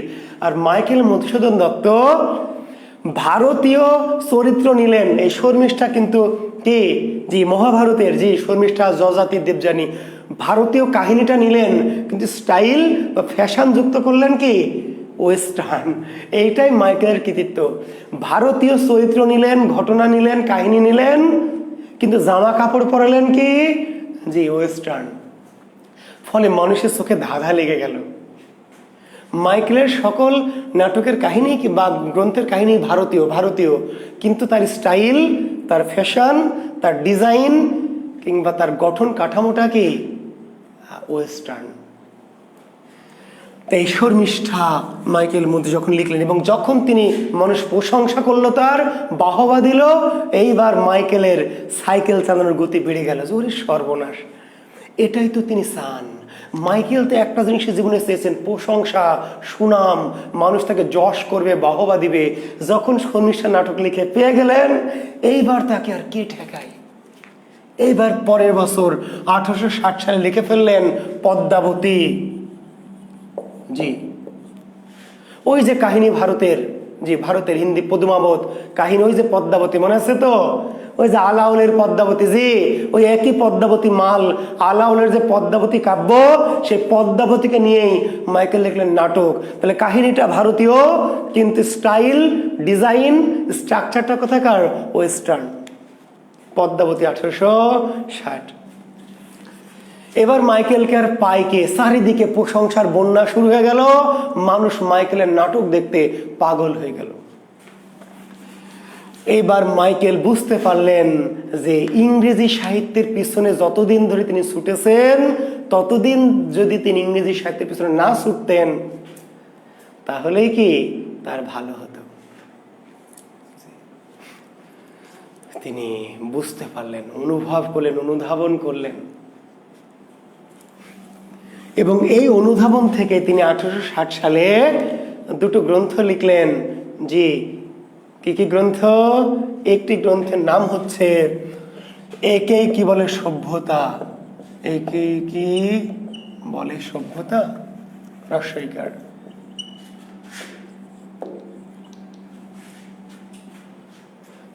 মাইকেল মধুসূদন দত্তের প্রথম প্রহসন একে কি বলে সভ্যতা।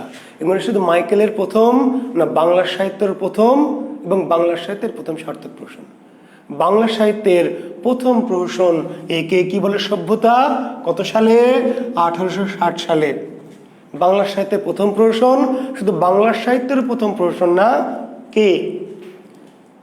মাইকেল মধুসূদন দত্তের প্রথম, বাংলা সাহিত্যের প্রথম, বাংলা সাহিত্যের প্রথম সার্থক। বিষয়বস্তু কি? ওই যে যেটা তিনি ইয়ং বয়সে ভেবেছিলেন যে পাশ্চাত্য জীবনটাই জীবন, ওয়েস্টার্ন জীবনটাই জীবন, বাঙালি ফাঙালি এই জীবন কোনো জীবন না, মদ খাও, মেয়ে মানুষ নিয়ে ফুর্তি ফার্তি করো, এটাই আসলে সভ্যতা। পরবর্তীতে এসে বুঝতে পারলেন, ইংরেজদের কাছে ছ্যাঁকা খেয়ে, ইংরেজদের কাছে অপমানিত হয়ে, লাঞ্ছিত হয়ে তিনি বুঝলেন আসলে যে ইংরেজি সভ্যতা নয়, সভ্যতার নাম ইংরেজরা যা করে তা অসভ্যতা। এবং তিনি এই গ্রন্থের মাধ্যমে এই প্রহসন সেটাই তুলে ধরলেন। এই যে বহুগামিতা, জি, বহু নারী নিয়ে নাচানাচি, মদ খাওয়া, রাস্তায় মাতলামি করা, এই বিষয়গুলো, এইগুলো যে তৎকালীন ইয়ং সম্প্রদায় করতো এবং সভ্যতা বলে মনে করত, সেগুলোই মাইকেল তুলে ধরলেন, বুঝাতে চাইলেন যে সভ্যতার নামে আমরা যা করছি সেগুলো আসলে সভ্যতা না, কি অসভ্যতা। এরপরে তিনি আরেকটি প্রহসন লিখলেন, বুড়ো শালিকের ঘাড়েরও। বুড়ো শালিকের ঘাড়েরও, এটা আমি আপনাদের এর আগে বলেছি হয়তো প্রহসন পড়াতে গিয়ে, যে বুড়ো শালিকের ঘাড়েরও। এটিও 1860 সালে, একই সালে দুটো প্রহসন লিখেছেন। এটি বলেছি বুড়ো বয়সে যে বিয়ে করার ভীমরতি, জি হ্যাঁ, বুড়ো বয়সে বিয়ে করার যে ইচ্ছা, ভীমরতি, জি, বুড়ি শালিক না রে বাবা, আনামুল হক, বুড়ি না রে বাবা, বুড়া শালিক, জি, বুড়ো শালিকের ঘাড়েরও। বুড়ো বয়সে আবার যে বিয়ে করার ভীমরতি, বুড়ো বয়সে আবার ইয়ং মেয়ে বিয়ে করার যে স্পৃহা পুরুষদের, সেটি যে নেতিবাচক, সেটি ভালো বিষয় না, খারাপ বিষয়, এটা তুলে ধরার জন্য মধুসূদন দত্ত দ্বিতীয় প্রহসন লিখলেন, বুড়ো শালিকের ঘাড়েরও। জি, এই দুটি মধুসূদনের প্রহসন। এরপরে 1861 সালে তিনি আরেকটি গ্রন্থ লিখলেন, যেটি তাকে সবচেয়ে মহিমা এবং শ্রেষ্ঠত্ব দিয়েছে। মাইকেলের সর্বশ্রেষ্ঠ, সর্বগ্রহণযোগ্য এবং সবচেয়ে জনপ্রিয় সাহিত্য কীর্তিটির নাম হচ্ছে, জি কি, 1861 সালে কি, মেঘনাদ বধ। জি,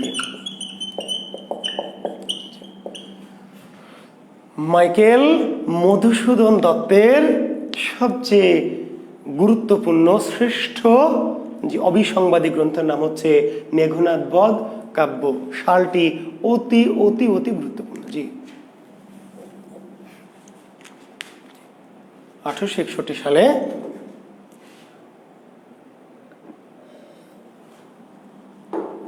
এবং মাইকেল মধুসূদন দত্তর এই গ্রন্থটিকে সর্বশ্রেষ্ঠ গ্রন্থ হিসেবে মনে করা হয়। জি, তো মেঘনাদ বধ নিয়ে আবার আসছে। এটি হচ্ছে তার রচিত মহাকাব্য, মাইকেল মধুসূদন দত্ত রচিত একমাত্র মহাকাব্য, বাংলা সাহিত্যের প্রথম মহাকাব্য এবং বাংলা সাহিত্যের শ্রেষ্ঠ মহাকাব্য। মাইকেল যা কিছু লিখেছেন, ভালো করে শুনে করতে, মাইকেল যা কিছু লিখেছেন অশ্রেষ্ঠ কোনো কিছুই নাই। মাইকেল মধুসূদন দত্ত লিখেছেন আর অশ্রেষ্ঠ হয়েছে এমন ঘটনা কি নাই। যা লিখেছেন তাই শ্রেষ্ঠ, যা লিখেছেন তাই শ্রেষ্ঠ। অথচ এই মাইকেল জি বাংলা সাহিত্যকে বলেছেন মেছুনির মুসি ম্যাথরের চন্ডালের ভাষা। তিনি প্রথম জীবন থেকে যদি বাংলা ভাষায় সাহিত্য লিখতেন তাহলে আপনারা অবশ্য বিপদে পড়তেন, যে আপনাদের বিপদ হতো, এত সাহিত্য লিখলে এত মনে রাখা লাগতো। ভালো হয়েছে আপনারা বেঁচে গেছেন, জি জীবনের অল্প কয়েকটা বছর সাহিত্য লিখেছেন। আচ্ছা, তাহলে মাইকেল আমরা যেই কথা এখন যাব, যে যেই মধুসূদন দত্ত বাংলা ভাষায় সাহিত্য লিখতে চাননি, বাংলা ভাষায় সাহিত্যিক হতে চাননি, সেই মধুসূদন দত্ত বাংলা ভাষায় কি কি করেছেন দেখেন। বাংলা সাহিত্যে কি নাটকের জনক, নাটকের জনককে মাইকেল। জি, প্রহসনের জনককে মাইকেল। জি, পত্রকাব্যের জনককে মাইকেল। অমিত্রাক্ষর ছন্দের জনককে মাইকেল। প্রহসনের জনককে মাইকেল। নাটকের জনক, প্রহসনের জনক, পত্রকাব্যের জনক, অমিত্রাক্ষর ছন্দের জনক, প্রহসনের জনক, মহাকাব্যের জনক, আধুনিক কবিতার জনক, আধুনিক যুগের জনক বা আধুনিক যুগের কি উদ্গাতা। চিন্তা করেন যে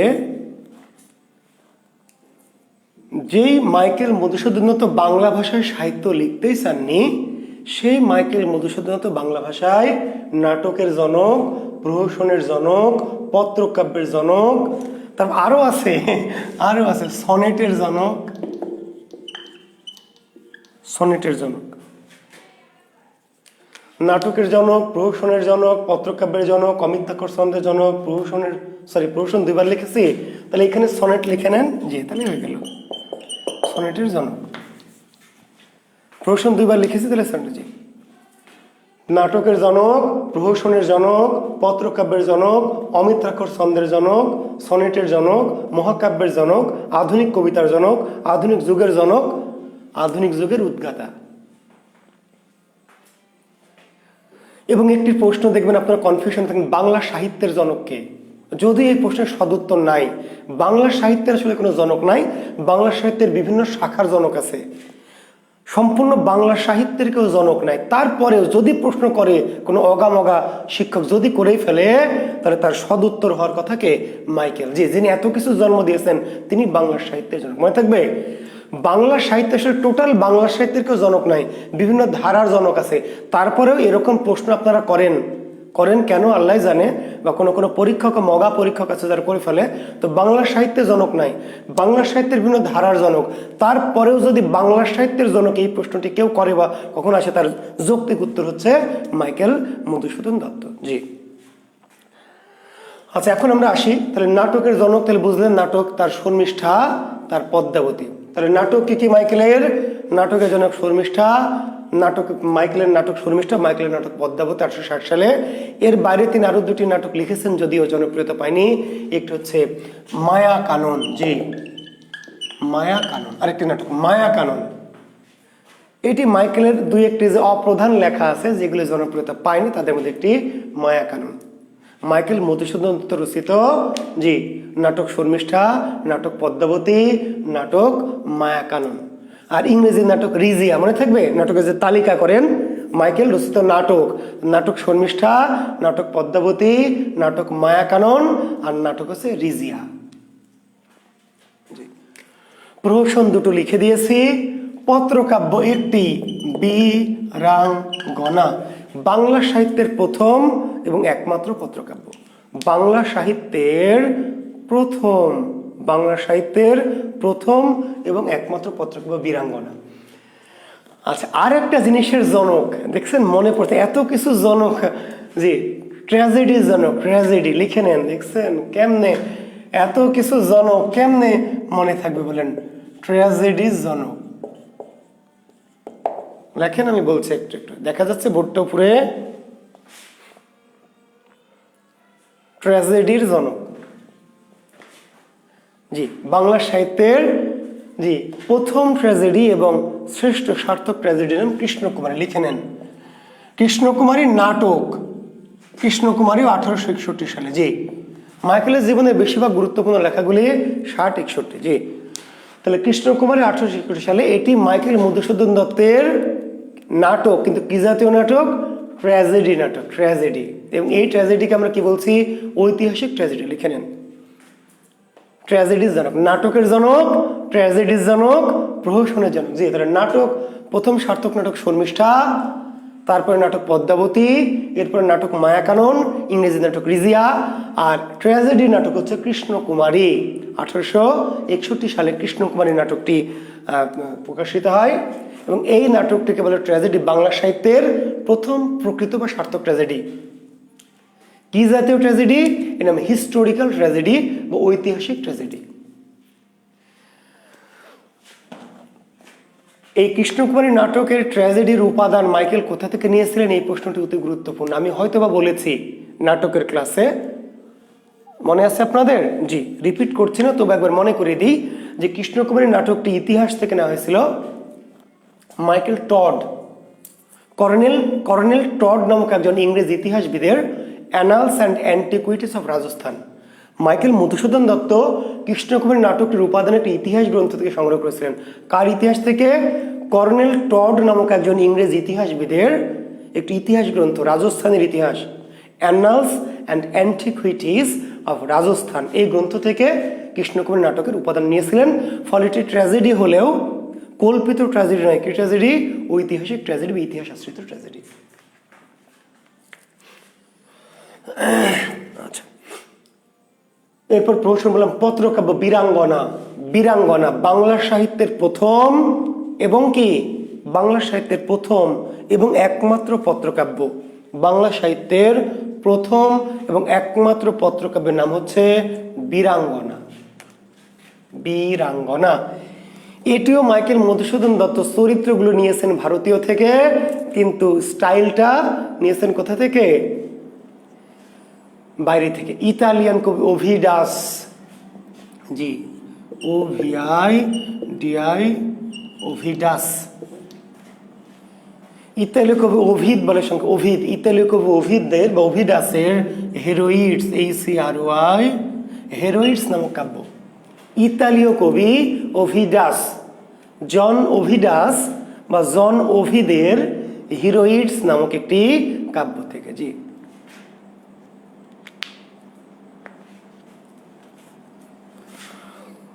আগের ক্লাসে না রে বাবা, রূপক বাবা, আগের ক্লাসে না রে বাবা, নাটকের যেদিন ইতিহাস পড়াই, আগের ক্লাসে কৃষ্ণকুমারীর কথা বলিনি, আমি যেদিন নাটকের ইতিহাস পড়াই সেদিন বলেছিলাম, ওই ক্লাসটা ফলো করে দেখো, আগের ক্লাসে বলিনি।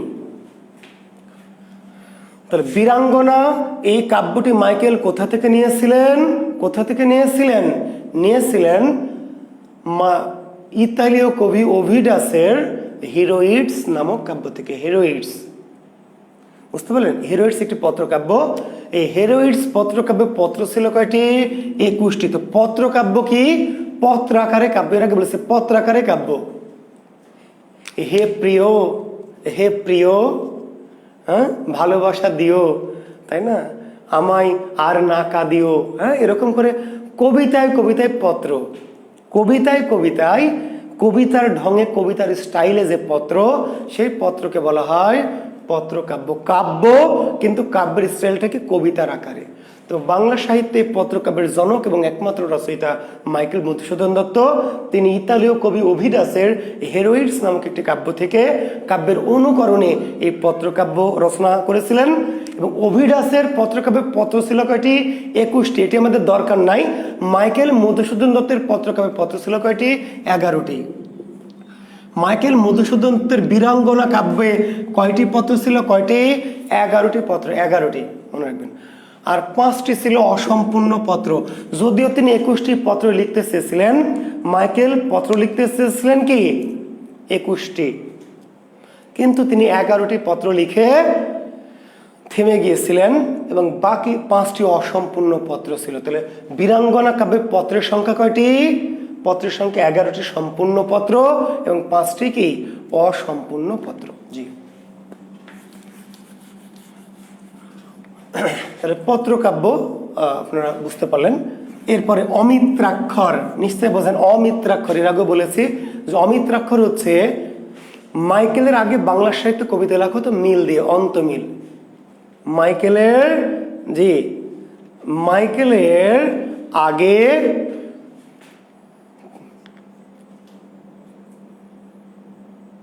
ড্রামাটিক মনোলগ টাইপের কে লিখতেছে আল্লাহ জানে। মাইকেলের ক্লাসে বলবো আচ্ছা লিখে নে, তোরা তো যন্ত্রণা করে মারবি নে, গরুরা লেখ লেখ। কর্নেল টড, বইটার নাম ছিল ANNALS, annals and antiquities of Rajasthan. নে গাধারা, অজ্ঞান হয়ে যাবি। নে হয়েছে, এবার খুশি হয়েছিস? নে, কর্নেল টডের annals and antiquities of Rajasthan, এই ইতিহাস গ্রন্থ থেকে মাইকেল তার কৃষ্ণকুমারী নাটকের উপাদান নিয়েছিলেন। মাইকেল তার কৃষ্ণকুমারী নাটকের উপাদান কার গ্রন্থ থেকে নিয়েছিলেন? কার গ্রন্থ থেকে? তাহলে কর্নেল টডের। আর কোন গ্রন্থ থেকে? তাহলে কর্নেল টডের গ্রন্থের নাম হচ্ছে annals and antiquities of Rajasthan. নে বাবা লিখে দিলাম, এবার তো হয়েছে, এবার তো খুশি হয়েছিস, এবার একটু হাস। হ্যাঁ, নে annals and antiquities of Rajasthan. ঠিক আছে, এবার লিখে দিয়েছি। আচ্ছা ঠিক আছে, নে। তাহলে কৃষ্ণকুমারী ট্র্যাজেডি, কিন্তু কি জাতীয় ট্র্যাজেডি? কল্পিত ট্র্যাজেডি না, ঠিক আছে, কি ঐতিহাসিক ট্র্যাজেডি। মানে এটা কাহিনীটা তিনি বানাননি, এই ট্র্যাজেডি তিনি ইতিহাসের কাহিনী থেকে শুনিয়েছেন। কোন ইতিহাস থেকে? কর্নেল টড নামক একজন ইংরেজি লেখকের annals and antiquities of Rajasthan থেকে। আচ্ছা ঠিক আছে বাবা। তো অমিত্রাক্ষর নিয়ে যে কথাগুলি বলছিলাম, অমিত্রাক্ষর, আজকে কিন্তু 11টায় পরীক্ষা আছে, মনে আছে তো? জি, 11টায় পরীক্ষা আছে, নিশ্চয়ই আপনাদের মনে আছে। আর আপনাদের একটি কথা আমার জাকির বিসিএস থেকে আমাকে একটু বলেছে আপনাদের বলার জন্য, আপনাদের একটু নোটিশ দিচ্ছি আর কি। একটু কথা আপনাদের ক্লিয়ার করা দরকার। যদি ইংরেজি কোর্সটা আমরা জাকির বিসিএস থেকে একটু গরম পানি দাও, একটু গলা ভিতরে আছে, গরম পানি দাও। জাকির বিসিএস থেকে আমরা একটা ইংরেজি কোর্সের ব্যাপারে বেশ কিছুদিন ধরে তোড়জোড় করছি, অনেকদিন ধরে আপনারা জানেন। তো সেখানে আমরা ইংরেজি একজন শিক্ষক আব্দুল আহাদ স্যার নামক একজন শিক্ষককে দিয়ে ক্লাসটি আমরা অ্যারেঞ্জ করার চেষ্টা করেছিলাম। উনি অনেক অভিজ্ঞ প্রাজ্ঞ একজন শিক্ষক, চেষ্টা করেছিলাম তাকে দিয়ে নেওয়ানোর জন্য, কিন্তু স্যার শেষ মুহূর্তে এসে উনি একটু অপারগতা প্রকাশ করেছেন। কেন করেছেন? উনি ব্যক্তিগত কারণ দেখেছেন, সেই বিষয়টা আমার জানা নেই, ওনাকে পেলে হয়তো ভালো হতো। তবে আমরা এখন যাকে দিয়ে করাচ্ছি গোবিন্দ দেব, আমাদেরই শিক্ষার্থী আর কি, কিন্তু ইংরেজির শিক্ষার্থী, তারও এক্সপিরিয়েন্স আছে মোটামুটি। আপনারা যদি মনে করেন যে তার ডেমো ক্লাসগুলো আমরা জাকির বিসিএস থেকে দিয়েছি, বুঝতে পারলেন, যদি মনে করেন তার ক্লাসগুলি দেখবেন, যদি মনে হয় যে না স্যার ভালো আছে বা আমাদের কাছে ভালো লাগছে, তাহলে করবেন। এখন একজন শিক্ষককে আমরা দিতে চেয়েছিলাম, তিনি যেহেতু শেষ মুহূর্তে এসে আর করতে চাননি, যে আমাদের কোর্সটি বন্ধ করারও সুযোগ নেই, আবার যেহেতু উনি করাবেন না, তাকে জোর করেও আসলে করানো সম্ভব হয়নি আর কি। তো যাই হোক, জাকির বিসিএস এর পেজে কিংবা আমাদের ইয়েগুলোতে দেখবেন, আমাদের গ্রুপগুলোতে সেই গোবিন্দ দেবের ইংরেজি ক্লাসের ডেমো দেওয়া আছে, আপনারা করে মনোযোগের সাথে একটু করে দেখবেন। যদি আপনার মনে হয় যে ওনার ক্লাস করলে আপনাদের উপকার হবে, লাভবান হবেন বা ভালো লাগবে, তাহলে আপনারা আর দ্বিধাদ্বন্দ্ব না রেখে ভর্তি হয়ে যাবেন, ঠিক আছে? আর যদি আপনাদের মনে হয় যে না ভালো লাগছে না, তাহলে সেটি আপনাদের বিষয়। তবে আমার মনে হয় যে না দেখে জাজ করবেন না, যে একটু দেখবেন, যে একটু ক্লাসগুলি, এই জন্য আমরা ডেমো ক্লাস বেশ কিছু ক্লাস দিয়েছি। যদি আপনাদের ক্লাসগুলি একটু দেখবেন, দেখে আপনার সিদ্ধান্ত নেবেন। যত দ্রুত সিদ্ধান্ত নেবেন তত আমাদের কোর্সটি রান করার জন্য সুবিধা হবে। তো ধন্যবাদ।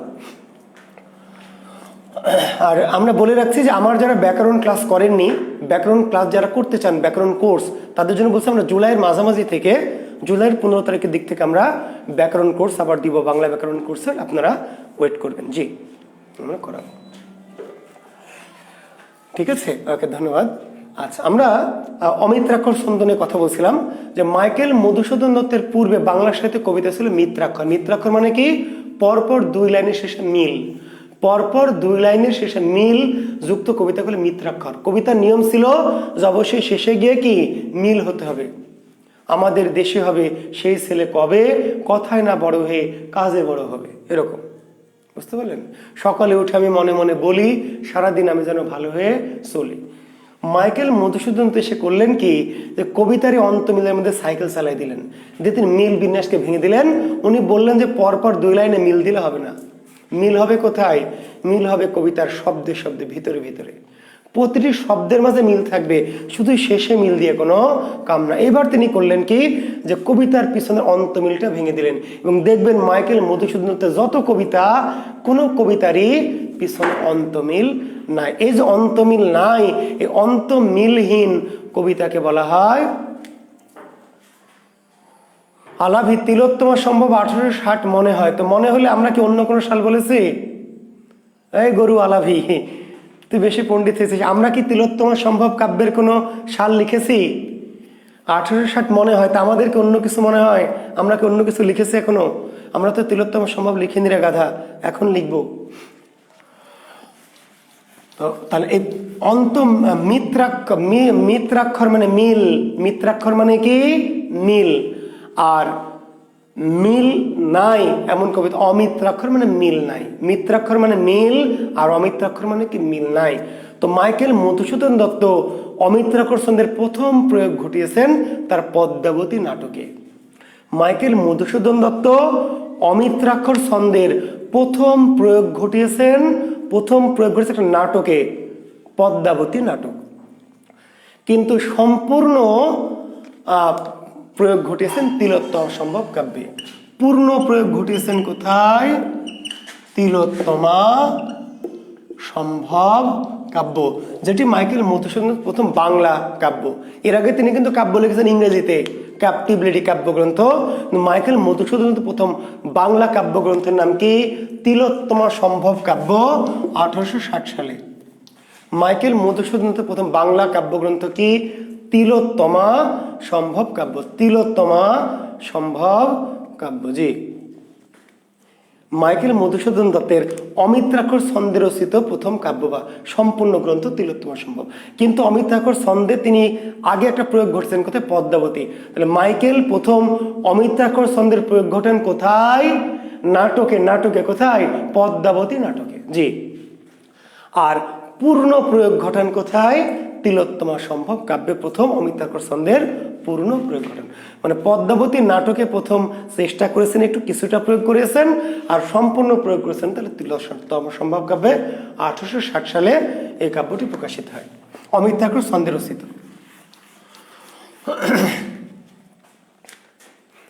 এরপরে সনেটের কথায় আসি। সনেট, বাংলা সাহিত্যে সনেটের জনক, বাংলা সাহিত্যে সনেটের জনক মাইকেল মধুসূদন দত্ত। এবং তিনি সনেটও ধার করেছেন কোথা থেকে? জি, পেত্রার্ক, ইতালীয় কবি ফ্রান্সিসকো পেত্রার্ক।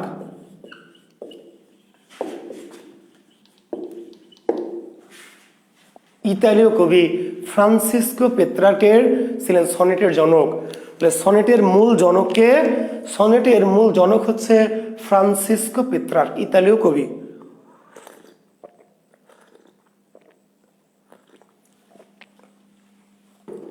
ঠিক আছে, এই পেত্রার্ক আদি সনেটের জনক। আর সেখান থেকে বাংলায় সনেট রচনা করলেন মাইকেল মধুসূদন দত্ত। তবে মাইকেল মধুসূদন সনেটকে সনেট নাম দিয়ে কি নাম দিয়েছেন? চতুর্দশপদী কবিতা নাম দিয়েছেন, চতুর্দশপদী কবিতা। জি, তাহলে চতুর্দশপদী কবিতার জনক মাইকেল মধুসূদন। যদিও সনেটের জনক আসলে মধুসূদন না, সনেটের জনককে ফ্রান্সিসকো পেত্রার্ক, আর বাংলা সনেট বা চতুর্দশপদী কবিতা বলে জনক মাইকেল মধুসূদন দত্ত। ঠিক আছে, জি। যদিও সনেট পেত্রার্কের সনেটকে বলা হয় পেত্রার্কীয় সনেট, জি। শেক্সপিয়ারের সনেটকে বলা হয় শেক্সপিয়রীয় সনেট। আর মাইকেল কি করলেন? পেত্রার্ক আর শেক্সপিয়ার এই দুজনকে মিলে আধুনিক সনেট বানালেন। মাইকেল একটা কাজ করেছেন, ফ্রান্সিসকো পেত্রার্কের সনেটেরও স্টাইল নিয়েছেন, আর শেক্সপিয়ারের যে সনেট, তাহলে ইংরেজিতে পেত্রার্কীয় সনেট একটা আলাদা স্টাইল, শেক্সপিয়রীয় সনেটের আলাদা স্টাইল। এখন শেক্সপিয়র আর পেত্রার্ক এই দুজনের সনেটকে মিশিয়ে যে মাইকেল মধুসূদন দত্ত নতুন স্টাইলের সনেট বানিয়েছেন, এই সনেটকে বলা হয় আধুনিক সনেট, আধুনিক। জি, তো যাই হোক, মাইকেল আর সনেট না বলে তিনি তার কবিতার নাম দিলেন চতুর্দশপদী কবিতা। তাহলে মাইকেল মধুসূদন দত্তের সনেট গ্রন্থের নাম কি? চতুর্দশপদী কবিতা। এই গ্রন্থটা তিনি কোথায় বসে লিখেছিলেন? জি, কোথায় বসে লিখেছিলেন? ফ্রান্সের ভার্সাই নগরীতে। মাইকেল মধুসূদন দত্ত তার চতুর্দশপদী কাব্যের কবিতাগুলো কোথায় বসে লিখেছিলেন? চতুর্দশপদী কবিতা কি? জি, আমি যখন রূপ পড়িয়েছি, তখন বলেছি সনেটের গঠন কাঠামো, যখন রূপ পড়ায় তখন বলে দিয়েছি। নীলাদ্রি কি যে নাম পরে বুঝতে পারলাম না, যাক, যখন আমি রূপের ক্লাসটা দেখবেন, সনেটের কাঠামোটা আমি বলে দিয়েছি ক্লাসে। চতুর্দশপদী কবিতা 14 লাইনের 14 মাত্রার কবিতা। 14 লাইনের কবিতাকে বলে চতুর্দশপদী। সহজ কথা, 14 লাইনের কবিতাকে বলা হয় চতুর্দশপদী। যেই কবিতা 14টা লাইন এবং প্রতি লাইনে 14টা করে মাত্রা থাকবে, এই কবিতার নাম চতুর্দশপদী।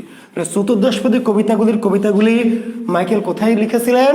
ফ্রান্সের ভার্সাই নগরীতে। ফ্রান্সের কি? ভার্সাই নগরীতে। আর এই গ্রন্থে বা কবিতার সংখ্যা কয়টি? 102টি। তাহলে মাইকেল কতটি সনেট লিখেছিলেন? মাইকেল রচিত সনেটের সংখ্যা কয়টি? কিংবা চতুর্দশপদী কবিতা বলিতে কবিতার সংখ্যা কয়টি? তাহলে বলবেন 102টি। জি,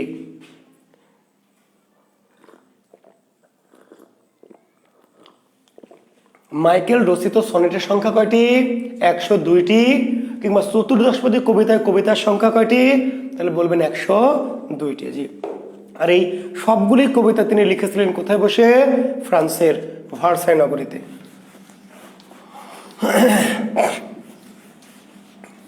তারপরে আর নিচে কি ছিল যে আল্লাহ জানে, ভুলে গেলাম। তারপরে তার কি মহাকাব্য তো আমরা বলেছি, একটি মহাকাব্য, একমাত্র মহাকাব্য মেঘনাদ বধ, 1861 সালে এটি প্রকাশিত হয়েছে।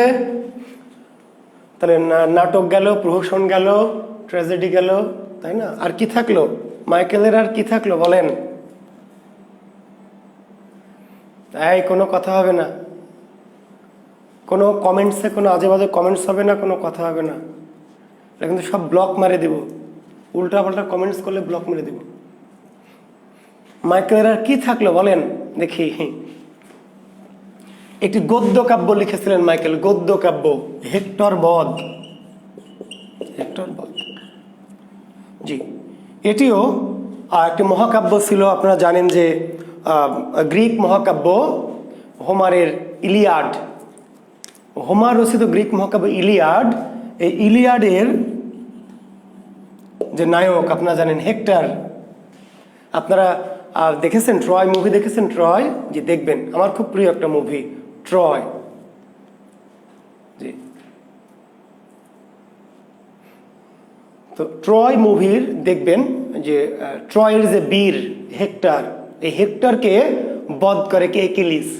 গ্রিক বীর একিলিস কিভাবে হেক্টরকে বধ করে, এই হেক্টরকে বধ করার কাহিনী। ট্রয় আর গ্রিকদের যে যুদ্ধ হয়, সেখানে ট্রয়ের বীর ছিল হেক্টর, হচ্ছে ট্রয়ের বীর, আর গ্রিক বীর একিলিস। তাহলে গ্রিক বীর একিলিস কর্তৃক যে হেক্টরকে বধ করার যে কাহিনী, অর্থাৎ ইলিয়াডের যে কাহিনী, ইলিয়াড বুঝতে পারলেন, ইলিয়াডের যে কাহিনী, সেই কাহিনী থেকে তিনি হেক্টর বধ, এটিকে বলা হয় গদ্য কাব্য। কি বলা হয়? হেক্টর বধ কি জাতীয় রচনা? গদ্য কাব্য, মানে গদ্যের স্টাইলে কবিতাকে বলা হয় গদ্য কাব্য। জি, তো এই হচ্ছে মাইকেল মধুসূদন দত্তের। তারপরে তিনি একসময়, আপনারা জানেন যে মাইকেল মধুসূদন দত্ত, জি, একসময় তিনি আবার ওই যে তার যে লোভ, ওই যে তিনি বিদেশ যাবেন, ইংরেজ সাহিত্যিক হবেন, সেই লোভ কিন্তু তার ভিতর থেকে কখনো মরেনি।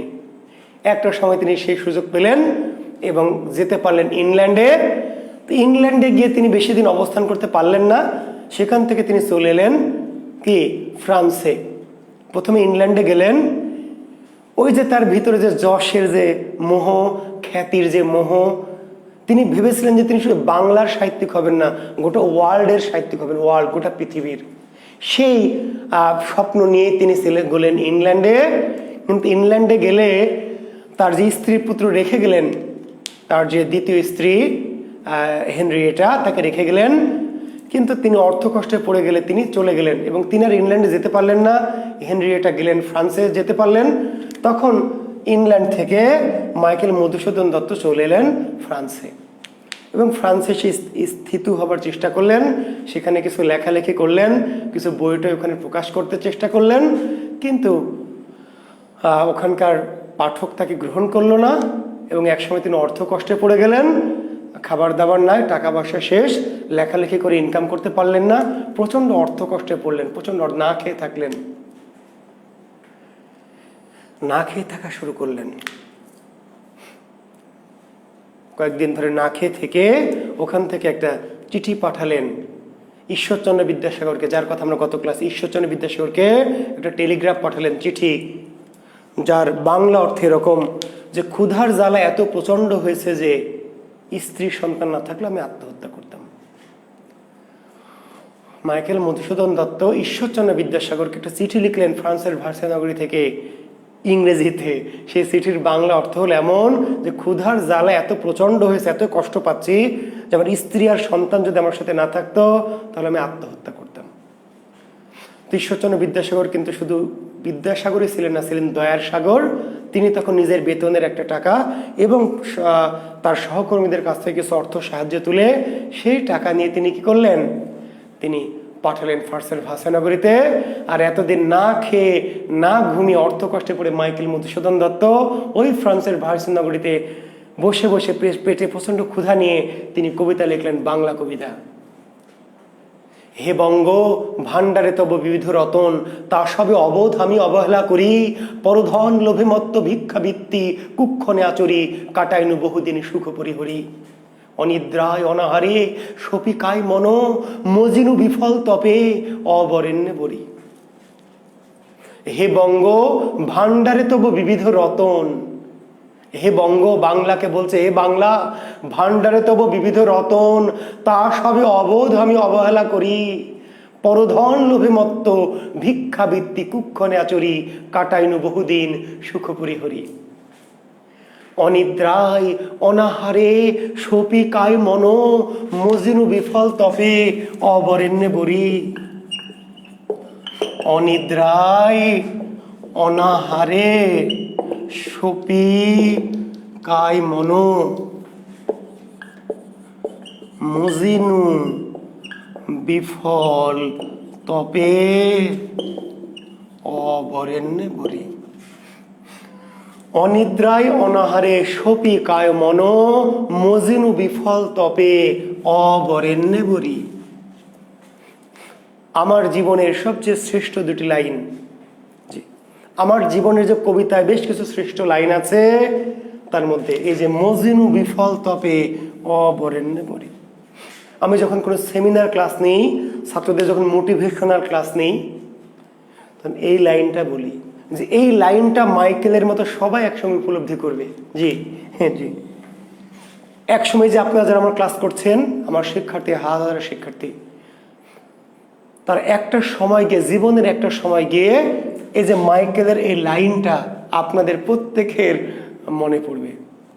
লিখে রাখেন, খাতায় আজকে তারিখ দিয়ে আর আমার নাম দিয়ে লিখে রাখেন। জুয়েল কিবরিয়া স্যার বলেছিল জীবনে যারা যারা ব্যর্থ হবে, যারা সফল হবে তাদের আর মনে পড়বে না, যারা যারা ব্যর্থ হবে তাদের অবশ্যই জীবনে ব্যর্থতার যখন প্রহর আপনার মাথায় চলে আসবে, ব্যর্থ যেদিন হবেন, সফল হওয়ার সুযোগগুলি বন্ধ হয়ে যাবে, তখন একদিন গিয়ে কি হবে জানেন, আপনার অবশ্যই এই লাইনটা বারবার বারবার করে মনে পড়বে, কিন্তু কোনো লাভ হবে না।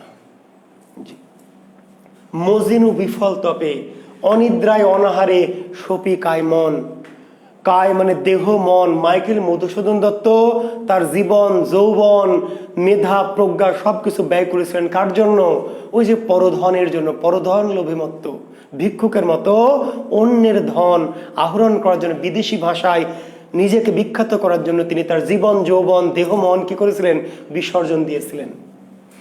এবং বুঝতে পারলেন যে মজিনু বিফল তপে অবরেণ্যে বরি।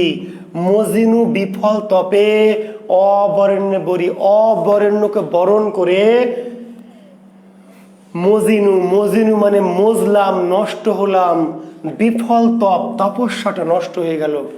জীবনে যে তপস্যা মাইকেল করেছেন সাহিত্যিক হওয়ার জন্য, এটা একটা মহা তপস্যা, বুঝতে পারলেন?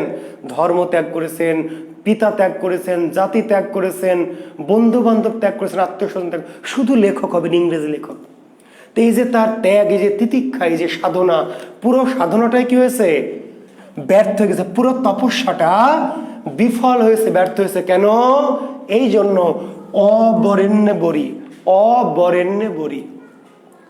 জীবনে যদি অবরেণ্যকে বরণ করেন তাহলে জীবনটা ব্যর্থ হবে।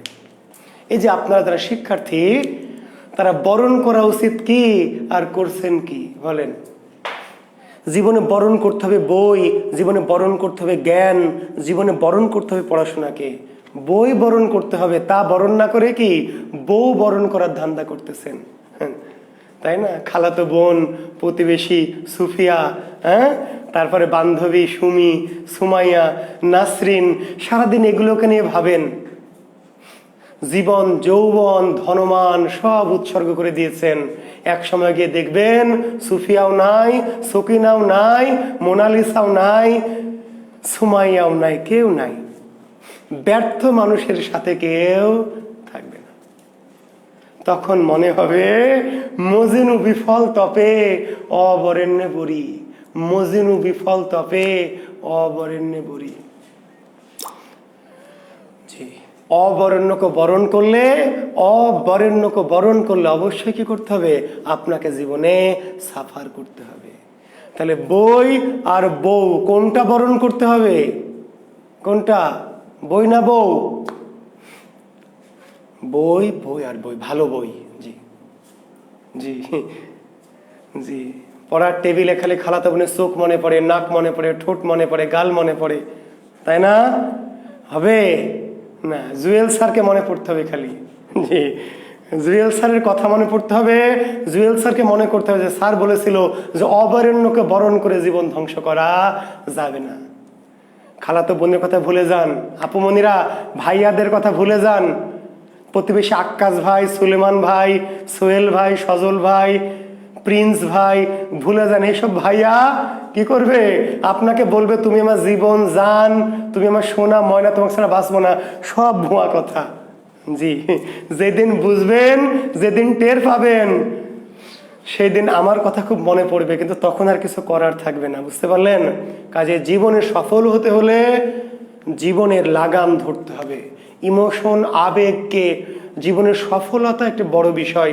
তো এই যে মাইকেল মধুসূদন দত্ত ফ্রান্সের ভার্সাইনগরে উপলব্ধি করেছিল যে মজিনু বিফল তপে অবরেণ্যে। মাইকেল মধুসূদন দত্তের যে জীবনের সাধনা শুধু বাংলা সাহিত্যের প্রতি যদি তিনি দিতেন, তাহলে রবীন্দ্রনাথকে অনেক পিছনে ফেলে দিতে পারতেন, বুঝতে পারছেন? বিয়ে করে ফেলেছেন, ফাহিম ফয়সাল খুব ভালো করেছেন, এখন বউ বাচ্চা নিয়েই থাকেন। জি, আর কি করবেন বলেন? জি, হ্যাঁ, পরের কাজ আগে করে ফেলেছেন, এখন আগের কাজ পরে করেন। হ্যাঁ, যেই বয়সে পড়াশোনার করার কথা ছিল সেই বয়সে বিয়ে করেছেন, পরের কাজ আগে করেছেন, এখন আগের কাজ পরে করেন। কি করবেন আর? নাকি জি, তা আগের কাজ পরে করলে হবে আর পরের কাজ আগে করলে হবে? যেটা এখন করার কথা সেটা আগে করেছেন, না যেটা এখন আগে করার কথা সেটা এখন করতেছেন, কি করে হবে বলেন? আগে পড়াশোনা করে প্রতিষ্ঠিত তারপর বিয়ে করবেন, তো ওই কাম আগেই সেরে নিয়েছেন, পরের কাজ আগে করে নিয়েছেন নাকি? তাহলে এখন পস্তাবেন, ওই যে পস্তানো ছাড়া আর কোনো পথ নেই। জি, তো যাই হোক, ওই যে ঈশ্বরচন্দ্র বিদ্যাসাগরের যে ঈশ্বরচন্দ্র বিদ্যাসাগরের কি গ্রন্থ অনন্যকরণ। স্যার আপনার এই ব্যাপারে অনেক অভিজ্ঞতা তো অবশ্যই আছে, না হলে কেমনে বলছি বলেন? জি, অভিজ্ঞতা আছে, কারণ আমি তো ওই যে বিফল তপস্যায় জীবনটা নষ্ট করিনি, বুঝেন নাই?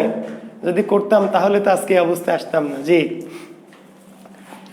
আচ্ছা, তো যাই হোক, তারপরে এক সময় বিদ্যাসাগরের টাকা পৌঁছালো এবং তিনি সেই টাকা নিয়ে কি করলেন, এক সময় দেশে ফিরে এলেন এবং দেশে ফিরে এসে তার যে পৃথিবীব্যাপী বিখ্যাত যে বাসনা, সেই বাসনাটা ইংরেজদের কাছে প্রত্যাখ্যাত হয়ে তার ভিতরের যে স্পিরিট নষ্ট হয়ে গেল, ভিতরের আকাঙ্ক্ষাটা, এবং ততদিনে বয়স হয়ে যায় এবং তিনি পরবর্তীতে ফিরলেন।